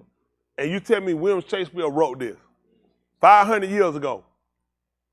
And he got it. He got it accurate. And here we are right now to what he said. Let's just go with that. William Shakespeare, he's still here too, right? Man, please. These folks can't shake their pen when they get through pen. That's right. Pissing their drawers like a rat. Mm-hmm. Come on, let's go back. Come on. Then they shall hand you over to distress, and they shall kill you, and you shall be hated by all the Goyim on account of my Shem. And what y'all think these people finna do now? Because you know what everybody finna blame about this whole thing going on with these wars? It's the Jews. Mm-hmm. He just told that. They're going to start hating you. Because it's the Jews. And they believe in that, what do we call his name? He done told you what they're going to do. Everything he told you, it's going to come to pass the same way. And these people are going to hand you over. You ain't going to believe it. That's the same thing they did with Yahushua. They hand him over. They had a problem with the name. They were calling him Beelzebub. That's what they were looking at because of the name. They handed him over. They got rid of him. They didn't want to deal with it. Come on. Then many shall stumble, and they each many shall what? Stumble, and they each shall betray his Rayah, and they each shall hate his Ak. See, like, listen, this is what people tell they're going to stumble, which means people going to put something in front of you for you to fall. And then he said, and a man shall betray who? His companion. People, they betray us. Yes. Your book told you who's going to do it. A neighbor want nobody live next door to your house like in your neighborhood. This is one of your companions. That's right. That's what he did. Everything he told you, what happened to him. He told you when it came down to Yehudi. He said we were companions, we were neighbors. Mm-hmm. When he told you about thou shalt love thy neighbor, he was talking about your companion. Why would you do that with your companion? But now he just came back and told you these are odds that you can see. If you don't catch the ones on top, you ought to catch these. Mm. Who the people beat you? Your white man? Your companion. Your neighbors. Who told you about this? William Shakespeare? He told you they're going to do. His neighbor going to betray it. And a man shall hate his Ak. What did Cain, what Cain, who they call Cain, what did he wind up doing when it came down to Abal? Kill him. He hated him.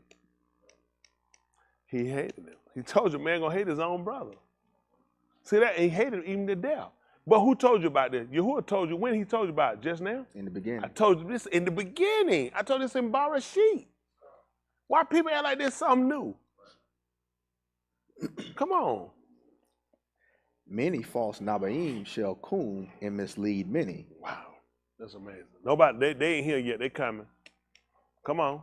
Because of that is increased of transgression, the ahab of many shall become cold. You see what? And where people at today helping one another? Cold-hearted. Tell the truth. Shakespeare wrote this, Chris. Tell me people ain't doing this. Love for people don't care no more. That stuff don't mean that no more. Every time they're gonna do child molest, policeman molest, teacher molest, co-man molest, child molest. People love gold. Oh, it used to be about the kids. Yes. That's over with. Yeah. The kids are victims. Come on. But the one who waits until the time of the end, he shall be saved. How fast you need to run starting out the gate? This is one of them long runs. That's right. We got to do this all the way to the end. That's That's why I right. told y'all, listen, and we keep going, some of y'all going to fall off. Y'all need the truth. Y'all need to fall out. You're going to fall out. I say you need to fall out. You don't need to fall out. You're going to fall out. You're going to fall out because as it keep going, you ain't going to see the need. You're going to see, and that's going to be one the snare going to get you. See, outside in the storm is going to look safer than inside shelter. Mm-hmm. I'm telling you, that's how you going to get out there. It's an illusion. Mm-hmm. He gonna see your eyes. You know what it's going to look like? Man, I'm sitting here, I wind up dying in him. I need to get out there. You're going to fall yourself right in this storm. See, YashaYahu had a situation similar. The people was on the ship with him, and a storm had come. And he had told everybody to survive, they needed to throw everything they could off of the ship. Well, when they were throwing stuff off of the ship, there were some men that were there. And what they had done was let a boat down, and nobody was paying attention to it. And while they were throwing stuff out, they were throwing a boat, a smaller boat that they was going to get down on and try to get away. And YashaYahu told them, except you abide on the ship, you cannot be saved. So they wound up cutting the boat and letting it go. You know what kind of losing in your mind if you're on a big ship and there's a storm and a smaller boat that you got on this ship that you let down is going to be your refuge. A smaller boat that the big boat carried that you're going to let and jump down in it is going to be your safety net. But he let them know, except you abide on the ship, you cannot be saved.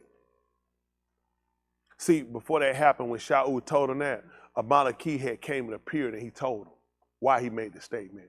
He said the other later, the other Yun, he said Hhet appeared to me from a Yahuah or whose I am. Let him know I connect to him. That's our relationship. That's why he came to me. And he told me all of these, he said, I have delivered into your hands. So if you get outside of my hands, he can't save you. See, you know who else you learned who got that information too first? Nuach did. Every animal that came to him had to know, except you abide on this ship, you cannot be saved. Because Yahuah had told him everything he had given in his hand, I had given to you for salvation. So if you slip out of my hand, you understand, right? That's why Yahuah told him, those that are in my hand, nobody's able to take them out of my hand. Because he gave them to me for salvation. Y'all got it? He said, my Abba is greater than all, and nobody can take him out of his hand. So that storm that going out here and happening is not scaring me unless the storm is greater than Yahuah. See, you got to have confidence. Okay? Let me kind of get y'all finished. Come on. I asked for a little time. I apologize, please. But if it helps us, might be our last time now. Might be our last time seeing each other. And this Tube news of the Malkuth shall be proclaimed in all the Arats as testimony to all the Goyim, and afterward the end shall come. Let me tell you something. After you get through hearing all that going on, what you ready to hear? How about some good news? That's right. So he just told him to go and tell them some good news. Let them know about what he done put in for preparation for us. Deliver. That's why they look at the debar coming to people. That's good news. Think about it. Your heart been overcharged. You've been stressed. You've been worried through everything you've seen. He said, so give them some good news. If you can endure it to the end, you can be saved. He said, make sure you proclaim that to all these nations. Let them know there is an end to this. But you're going to have a certain type of behavior. And to those that actually seeking it, it's going to be some good news for them. Come on. Therefore, when you see the abomination of desolation, which was spoken by Daniel the Nabi, standing in the Kodash Malkum, let the reader understand. Oh my goodness. So listen what he said now. Therefore, when you see the abomination of desolation, which was spoken by Daniel, they call Daniel, meaning Elohim is judge, the Nabah, standing in the Kodash, let the reader, you're not in the Kodash place. He's talking to people who are going to still be in that region. When they saw that stuff happen, because he told you what they were going to do. See, Daniel told you that they were going to take away that was of the Mashiach, and they were going to usher in the abomination that make desolation. See, what was important was, let me borrow you for a second. As long as I kept this, let me borrow you for a second, right here. Him, I kept this, he's here. Okay? This is for salvation. So he here, I haven't done you him as represent Elohim. So he with me, with confidence. But once this get removed, and I bring in the abomination that make desolation, you're going to have to depart. That became the problem. They replaced it with something. They replaced the thing that kept it with the thing that make abomination. Abomination make it desolate. That's what made the desertion of why he went away from us. See, those people that sitting and laying there, they don't understand what happened because they done brought in the abomination that make desolation. That's why he getting everybody out. We've done it before. He looking here. The only way for him not to intervene is because of what you're doing. You brought in something that makes me say scatter. Everybody got to scatter. Okay, let's see. Let's see. I might be fall. Let's see. Listen what happened. So he told you, when you stand in the Kedar plate, pay attention. You there. Let the reader understand. Yes, Come sir. on. Then let the Anashim who are in Yehudah flee to the Harim. Why would they be fleeing to the Harim? Where they going? If they fleeing to the Harim, where they leaving from? Yehudah. They leaving from where they leaving because when they replace what was there with what made desolation, now you got to go. They understand when they're reading, it's time we have to get out of here. Out of here. That's right. You try to be too deep. Yeah. Why he talking about fleeing? Let them come home now. No. I just told you when they bringing the thing that make abomination, that's going to make it desolate. The Get out of here. abomination is why he got us out of, why he got us Yes, out. that's right. Why was Jerusalem uninhabited when we went into Babylon? Yeah. Nobody inhabited the city. It was desolate. He told you so the land could keep her Shabbats. That's right. So now he's telling you why he's going to get them out now. Because they have brought in the thing that make desolation. That's right. He told you about the Mashiach coming and he going to sit there. But then these people going to bring in an abomination and put it in. That's right. Now he said that's what's going to make them get out. Mm.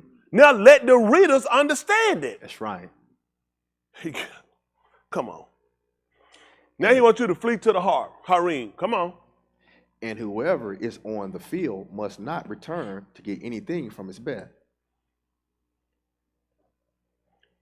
Where he catch it at? When you catch it, don't go back. You got to get out. Then. So you know what's going to be a difference right here? He talked about a man saving his life. Why was he telling you that? About whoever loved his life, he going to lose it. Whoever hated it, he can save it. Because the people that love their life going to run back in and get their stuff. I got to get something. I forgot something. And that's where your trap going to be at. So that's why he's trying to let you know, when this happened, wherever you at, don't go backwards. He just told you, hold on, remember he wrote it, it was for a time to come. Alarm and alarm. What did he tell you about these people, these rebellion people? A sinful nation? Yeah. Laden with iniquity? What did he tell you they had? They were corrupted, seed of evildoer. What did they do again? So if I go back to where I came, what would that mean? What was the purpose of establishing all these doors up when you came through them? So you wouldn't go backwards. So I start setting things up to teach you about not going back. YashaYahu told you, forgetting those things while I press toward. I don't know what that means. I had to study it. ISO probably. Why would he say he forgetting those things behind him? Because when this thing start pouring, there are a lot of people whose hearts are going to cause them to go back. Just like Lut's wife. What did she do? Look back. What did Yahuah told you in the book of YashaYahu? They had gone away backwards. You might say all she did was look back. She looked to where her heart was. He told you where a man's heart is. That's where a treasure at. Come on. Y'all ready? We just cut it. We don't worry about it no more. You don't need to learn that now. Don't worry about it. Y'all good? No. These folks ain't saying nothing. No, they good. No, they good. They say, yeah, I'm tired too. You think you tired? You're going to be real energized when you be fueled down in that fire. Think about how you going to keep a fire burning like that forever? Keep feeding it. You got to keep feeding it. You're going to be fueled. You don't even realize how you going to keep a fire burning. Go to play that got incineraries that burning. Only they burn because you keep fueling it. They'll tell you what it takes for a fire to keep. You take the oxygen out of it.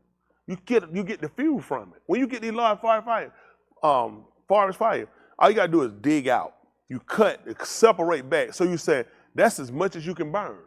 You put enough distance where it burn itself out. But he know what? He keeping everything in close. He going to pile them in there. Because all you going to do is fuel. This thing going to continue to burn. Alarm and alarm. Okay. All right, listen. And let him who is in the field not turn back to carry away his garment. Excuse me. Let him who is in the field. Go ahead. Checks. not turn back to carry away his garment. Listen. Because he's going to go back and get him some clothes. Them Palestinians did it. Yeah. They told him to get out. They said they had to get some stuff. When they walked back and they made it back to the front door, they were blowed up. That's right. Who told them, though? That's right. Who told them to do that? But this is the thing, though. Shakespeare knew this. You watch the news, they clearly showed, listen, they knocked on the door and told the people, get out. Yes. The guy said, where we going? He said, get to the young. That's right. And they went, he said, his brother, his two nieces were in the door coming out. He said, they just blew him up. Yep. Because you know what they was in there doing? They were looking for what their heart wanted. Yep. Their heart said, get this, grab that. Don't forget this, get that. So they right where their heart at. Yep. I need y'all to get this today. You might not never hear it again. I'm telling y'all, what you thinking ain't what's going to happen. This man is working on it. Listen, he's working. These people have no idea. The manipulation scheme, listen, they have no idea. The biggest manipulator is already working. He got these people. Checkmate. Come on, listen. Woe to those who are pregnant and to those who are nursing Benim and those Yamin. Listen what happened. But pray that your flight. Let me ask you a question. What's going to happen with those that are pregnant and nursing? We know what happened in Mizraim. Let's be practical.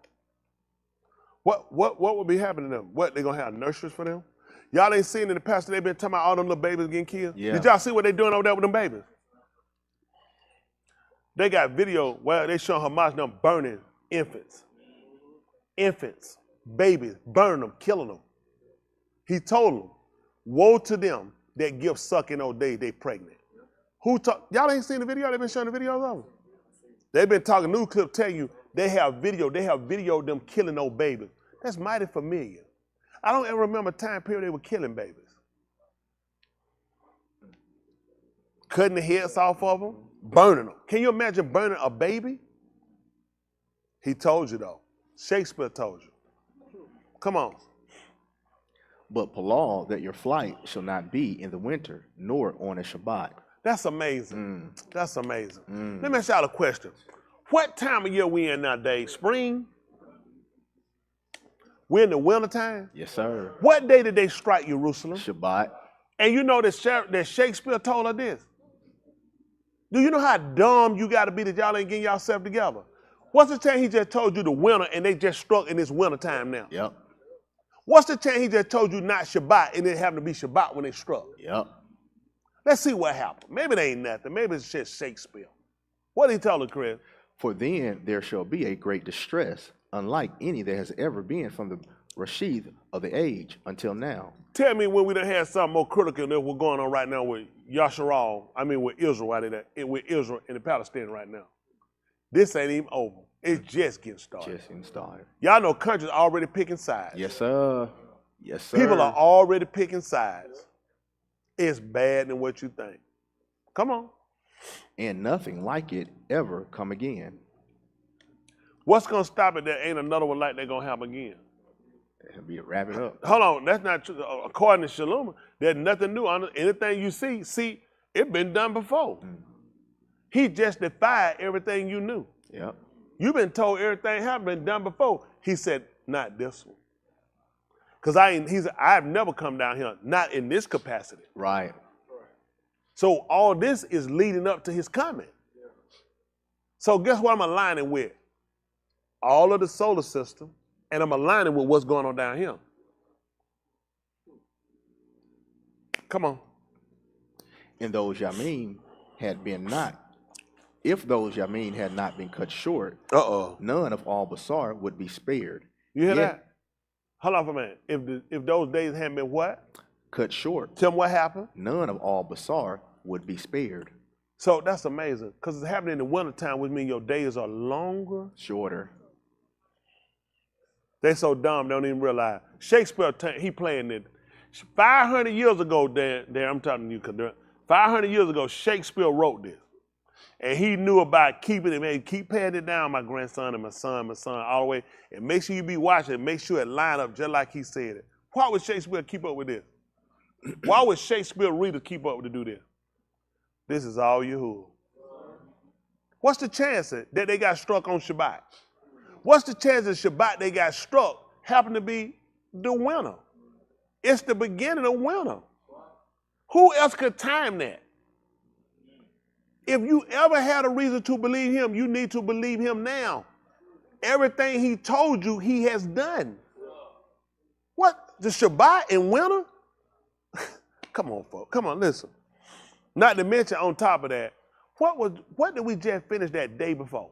Ingather. So-called. And what is that called? Ingather.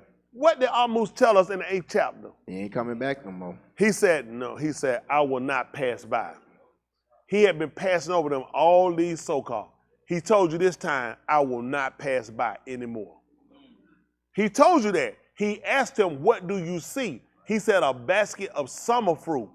He said, the end is near. I will not pass over them again.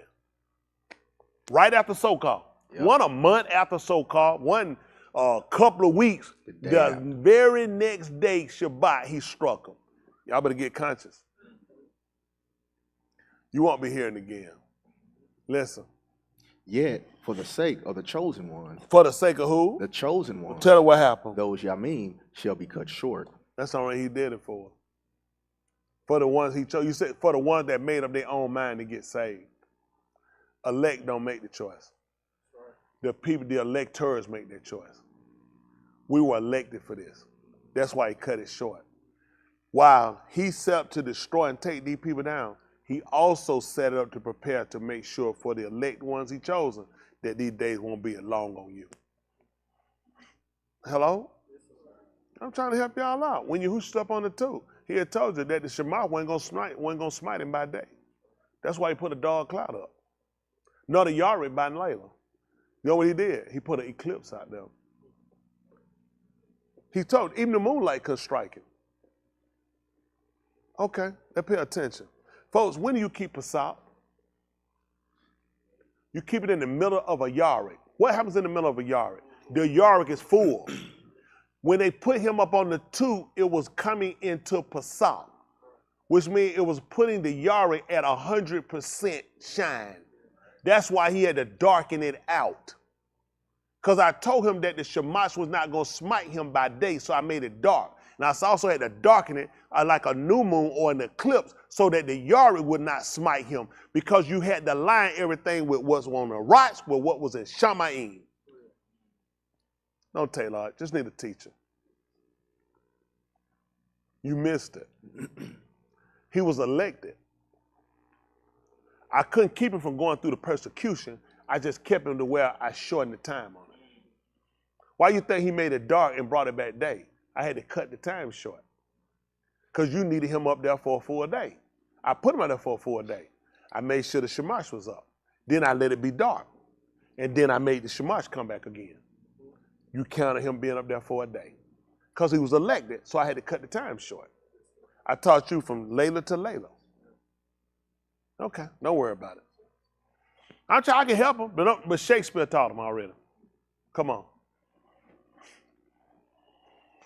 And if someone says to you at that time, Stop. Give me 21st chapter right quick, Auryah. I'm trying to finish y'all up. Give me a little time. 21st chapter, Auryah. Jump down probably about 10. They call it Luke. Are y'all learning anything?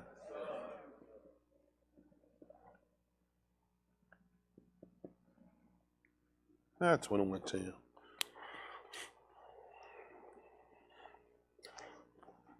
I know y'all don't read this before in time years. I have 2 years ago. But at the end of the day, it's fulfilling itself. that's right. Then you keep playing. All right, what you watch there, I want you to just see how accurate Shakespeare. See if you believe still Shakespeare or Alaph. You keep sleeping, take your rest. Now y'all don't realize you're going to take the long one. This man got, listen, checkmate. He got us. Listen.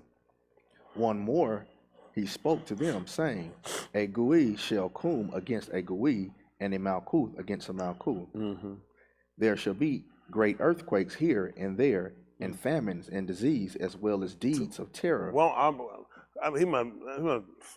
COVID don't count. He's talking about the like other stuff. Not COVID and monkeypox and stuff like that. He's talking about other stuff. Go ahead. And great odds from the Shamayim. Great signs from the Shamayim? Yes, sir. I can imagine that. Go ahead. Before all these things, They shall attack on you by their hands and pursue you. Mm. They shall hand you over to the Byth of the synagogue, Sonagon, and the Byth of the prisons, and you shall be brought before Malachim and nobles for the sake of my Shem. This shall happen to you for a testimony. Therefore, place it on your lap, not to be worrying about how you shall justify yourselves. He's telling them about this situation. What's going to happen with them. Don't think, nobody going to hear you no way. You don't even know nothing. Nobody going to ask you nothing. They're going to tell you. He's talking to them. He's letting them know about all these things they need to start watching out for. Come on. For I shall give you a mouth of Chakmah, which all of your adversaries shall not be able to resist before you and speak a skill against you. set. He's going to give you a skill set. They're not going to be able to argue against it. I don't worry about arguing with these people. They're wasting my time. Go ahead. You shall also be handed over by parents and your Akim and your relatives and your Rayah, and some of them shall put you to move. You hear that? That sound familiar? That don't sound familiar. Wow, that's amazing. You don't see that, do you? Because that's amazing. Because he told you about a family, if they have a disobedient, rebellious son. And his mother, his father, who is his Abba, and his aim, who is his mother, was supposed to bring him before the Zakanim, the elders. They're supposed to say, this our son, he will not hear us. And they were supposed to put that man and beat that man and chastise him. And they could even put him to death. He just told you your parents going to do it. Your own parents will turn on you. They're going to give you up and give you up. Come on. You shall be hated by all Anashim for the sake of my Shem. Yes. But none of the hair of your head shall fall to the Adumah. That's By important for you to know that none of your hair going to fall. Because he told you he kept up with the number and the count. Come on. By your endurance you shall obtain your nafash for yourselves. See that? That's how you're going to obtain it, by your endurance, by you being able to continue to the end. That's how you're going to secure your salvation. That's why you can't quit. That's right. Because if you don't do this to the end, you don't waste your time. That's I'm helping y'all out. Y'all, listen, y'all might not hear me. Listen, it ain't guaranteed you're going to be back here next week. I'm telling y'all now, you quit acting stupid. Watch it in and sit here. You go ahead and go to sleep. Let me tell you, everybody have put their stake where you at. You put your stake in the ground where you at. Because you're not paying attention. This, you here now. Years ago reading this, that was something we were waiting on to happen. Are we waiting on this to happen now? And this one I need to sleep. This you need to pay attention. He just told you, when you read this, you need to understand it. Come on. When you see encampments surrounding Jerusalem. Oh, when I see what? Encampments surrounding Jerusalem. What happened? Know for certain. No, you said kind of, mate, don't be 100% now. Because No, for things ain't certain. what they appear. Know for certain. What I need to know for certain? That it is desolation is near. I'm getting them out of there. Y'all know they got planes over there. Y'all know what they're doing today. Y'all know they're evacuating citizens, right? We talking about from Jerusalem too. They're evacuating people. That Palestine, all that belong to, they're evacuating people. He just told you, you know the end is near. The desolation that made abomination is happening. Come on. Then let the Anashim of Yehudah flee to the Harim, and let those who are in the midst of her come out.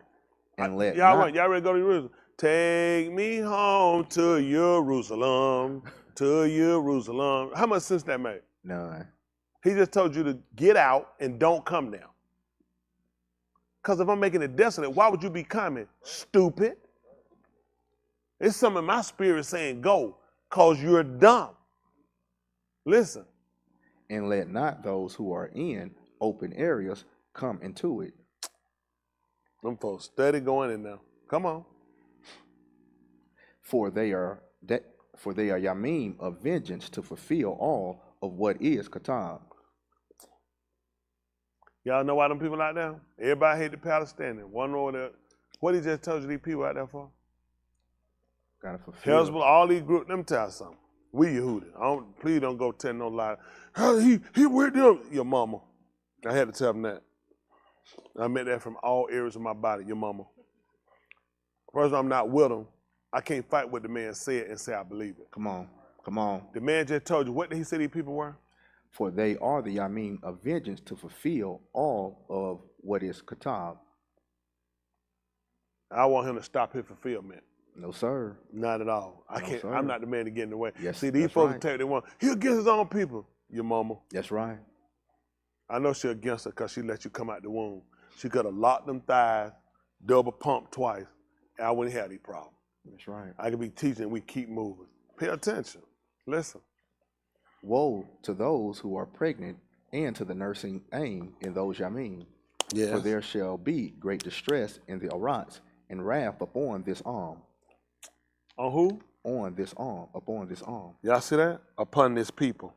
Go ahead. And they shall fall by the edge of the sword and shall be led captive into all Goim. You know, I did not say, ain't nobody been captured out there, so we good. They ain't got to worry about that. Ain't nobody been captured there. That's when you got to be worried. When people start finding out that people being captured over there, man, then you got to, now they just got hostages. They hadn't took nobody captive. So we just hold on a little bit. Shakespeare wrote this. It's all Shakespeare. Go ahead. And Jerusalem shall be trampled underfoot by the Goim until the times of the Goim are fulfilled. See that? They just like the Amorites. They time up. They had a Psalm 4, tell them Gentiles in YashaYahu, your time's up. That's right. Time's up. That's how they talk. Our time was up. Everybody done had, listen, people had it before us and their time ran out. They That's had right. 400 something, they ran out. We had it. Yeah. We got ran out. Yeah. They done took it. They getting ran out. He's sick of everybody. He's giving it to every one of his own people made a mess. The people had it before people made a mess. Yeah. The people after people made a mess. He's sick of us. Sick of it. He's sick. And we got time to keep being the same people that made the desolation. No, sir. Everything, we got time to get this thing together and start using our heads. Come on. Come on. There shall be ox in Shamash and in the Yarik. Oh, and in hold Kukubim. on for a minute. What is going to be now? There shall be ox in Shamash. They're going to be ox with the sun? Yes, sir. And where? And in Yarik. And in the Yari? Yes, sir. Uh-huh. And in Kukubim. And in the stars? Yes, sir. And what supposed to happen tonight? I think they supposed to have a flag. They supposed to have a sick flag supposed to be open tonight. For Halloween, ain't it? Eclipse. What is the chance when he just told you all the situation? First of all, it's going to be on Shabbat in the winter. Mm-hmm. You're going to get the war. You're going to get the earthquake. Soon as folks got hit, remember, Mexico, Yeah. Afghanistan, they had 3 countries got earthquakes. Yeah. Right around it. All these places got struck, got hit. What is the chance there? Now, he just told you also, now you're going to have signs in the Shamin from the Shamash. Yes, sir. From the Yarik. Yes, sir. From the Kukubim. And the night they just told you, this. Now they said, this is going to be the most spectacular skyworks you ever seen. These stupid people make like this some kind of amusement trip. This man, Shakespeare told us this and it's happening? Come on, folks, stop being stupid. It's the heart machine. Somebody need to hit you with the piano. Quit being stupid. Don't know heart machine. Just stop it. Stop it. People act so stupid. The man has told us this and it's happening. It's happening. Come on. And on the Arats. Oh my goodness. And on the rocks, we got signs. See that I told you, everything aligned itself. Look at listen, in order for, look, when you get ready to see what's getting ready to happen with the eclipse, what's going on here? So you see how everything got what they call line up. See how far from I am when I'm talking? Nope. Right. It's all aligned itself. Why you think you're being betrayed from people that's right here? It's all aligning itself. Got to be fulfilled. But if you're not paying attention, you're not looking at this is all symbolism for those that's seeking Yeshua. Come on, preacher. Okay. Come on. Anguish for the Goim and confusion due to the rambling of the Yam and its breaking They dehydrated. waves. And what else? And its breaking waves. Listen. There's Benim of Anashim shall melt from the fright and the terror of what is coming on all the Arats. They melt, they're going to faint. They look at melting and faint. You put a counter, you said just melted, it's just disintegrated. That's what he looking at with people. People going to faint from it. It's people, I just told y'all that. I seen a lady, she watered, and she just locked up, she just faint. They couldn't even help her. They were trying to help the kid with born. They were like, she just, ooh, and just fell out. He told you this going to happen. They're going to faint from looking at this stuff. You ain't seen nothing yet. Listen. For the troops of the Shamayim shall be shaken. See that? He's shaping a host, the armies of it. He said been shaken. Come on. Then they shall see the Ben of Adam coming in a cloud with power and with a great kabod. The reason why he told you to be in Adam, he had to tell you that. You know why? Because he told you he had to come back.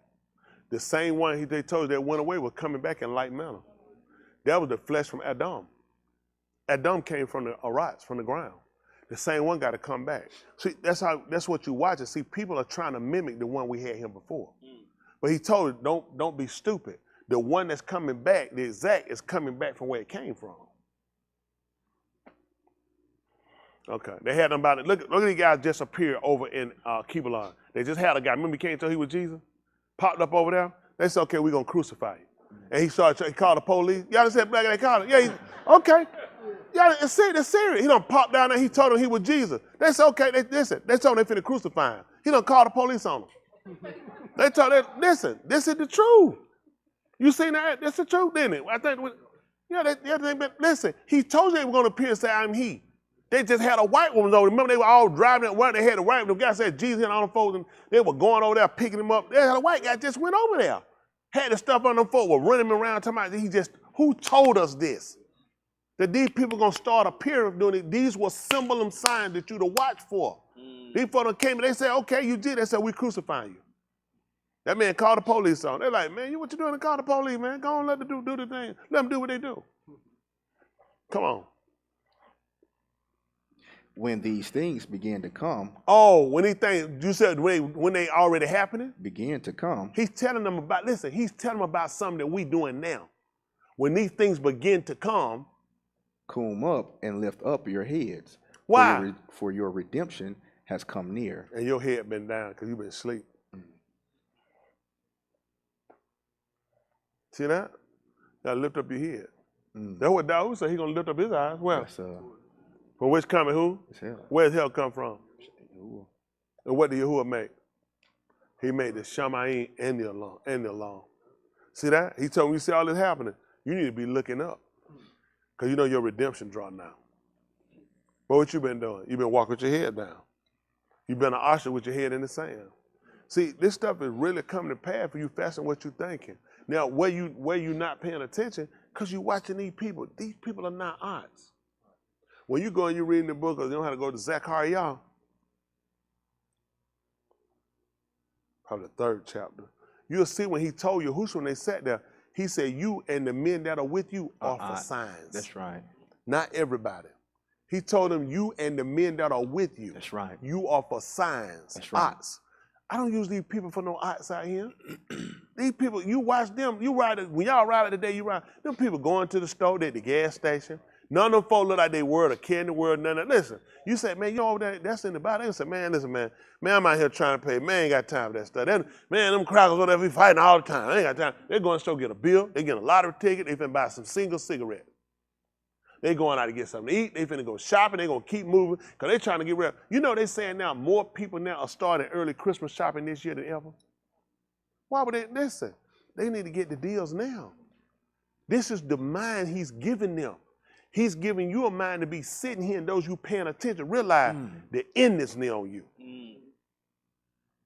How much time he told you had between them signs? Because we still, let's look at this. This is what we waiting on to happen. This is what we waiting on, all right? Let's be practical. We waiting on rumors of war. Here. No, you saying here, God. We waiting on earthquakes to come. We waiting on Gui to rise against Gui. They should get that.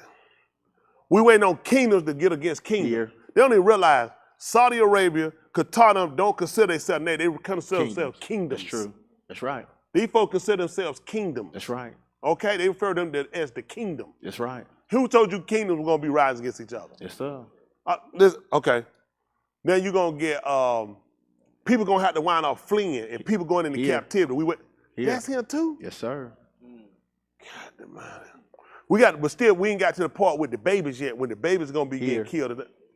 That's him too? Yes, sir. Whew. We went on Jerusalem to get in heaven. Where to get? They ain't surrounded it though yet. Say 2 feet? 2 fronts, they're already surrounded. We got to wait on the people to start getting out. Here. And we got to wait on people to start going in. Here. Trying to find something ain't happened yet. Then we waiting on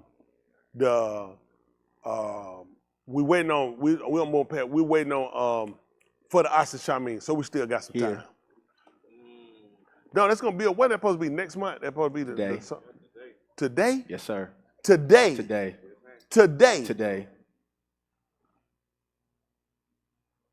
And after that, we're supposed to be waiting on. That's it. How much time you got? Tell like they asked Clayton Bisbee one time, he was on their board. They asked him about him being a racist and want to know what he had against black people. He said, how much time you got, fellas? That's how close you are to that man coming back. Don't let these people fool y'all. Y'all hear me? Yes, sir. He done told you, these people gonna make a, I know I sound crazy. These people are dumb. These people are playing. My memory, like y'all so, like just so playing that you playing. Listen, it's not for everybody to get it. Because when they see it, they're gonna repent.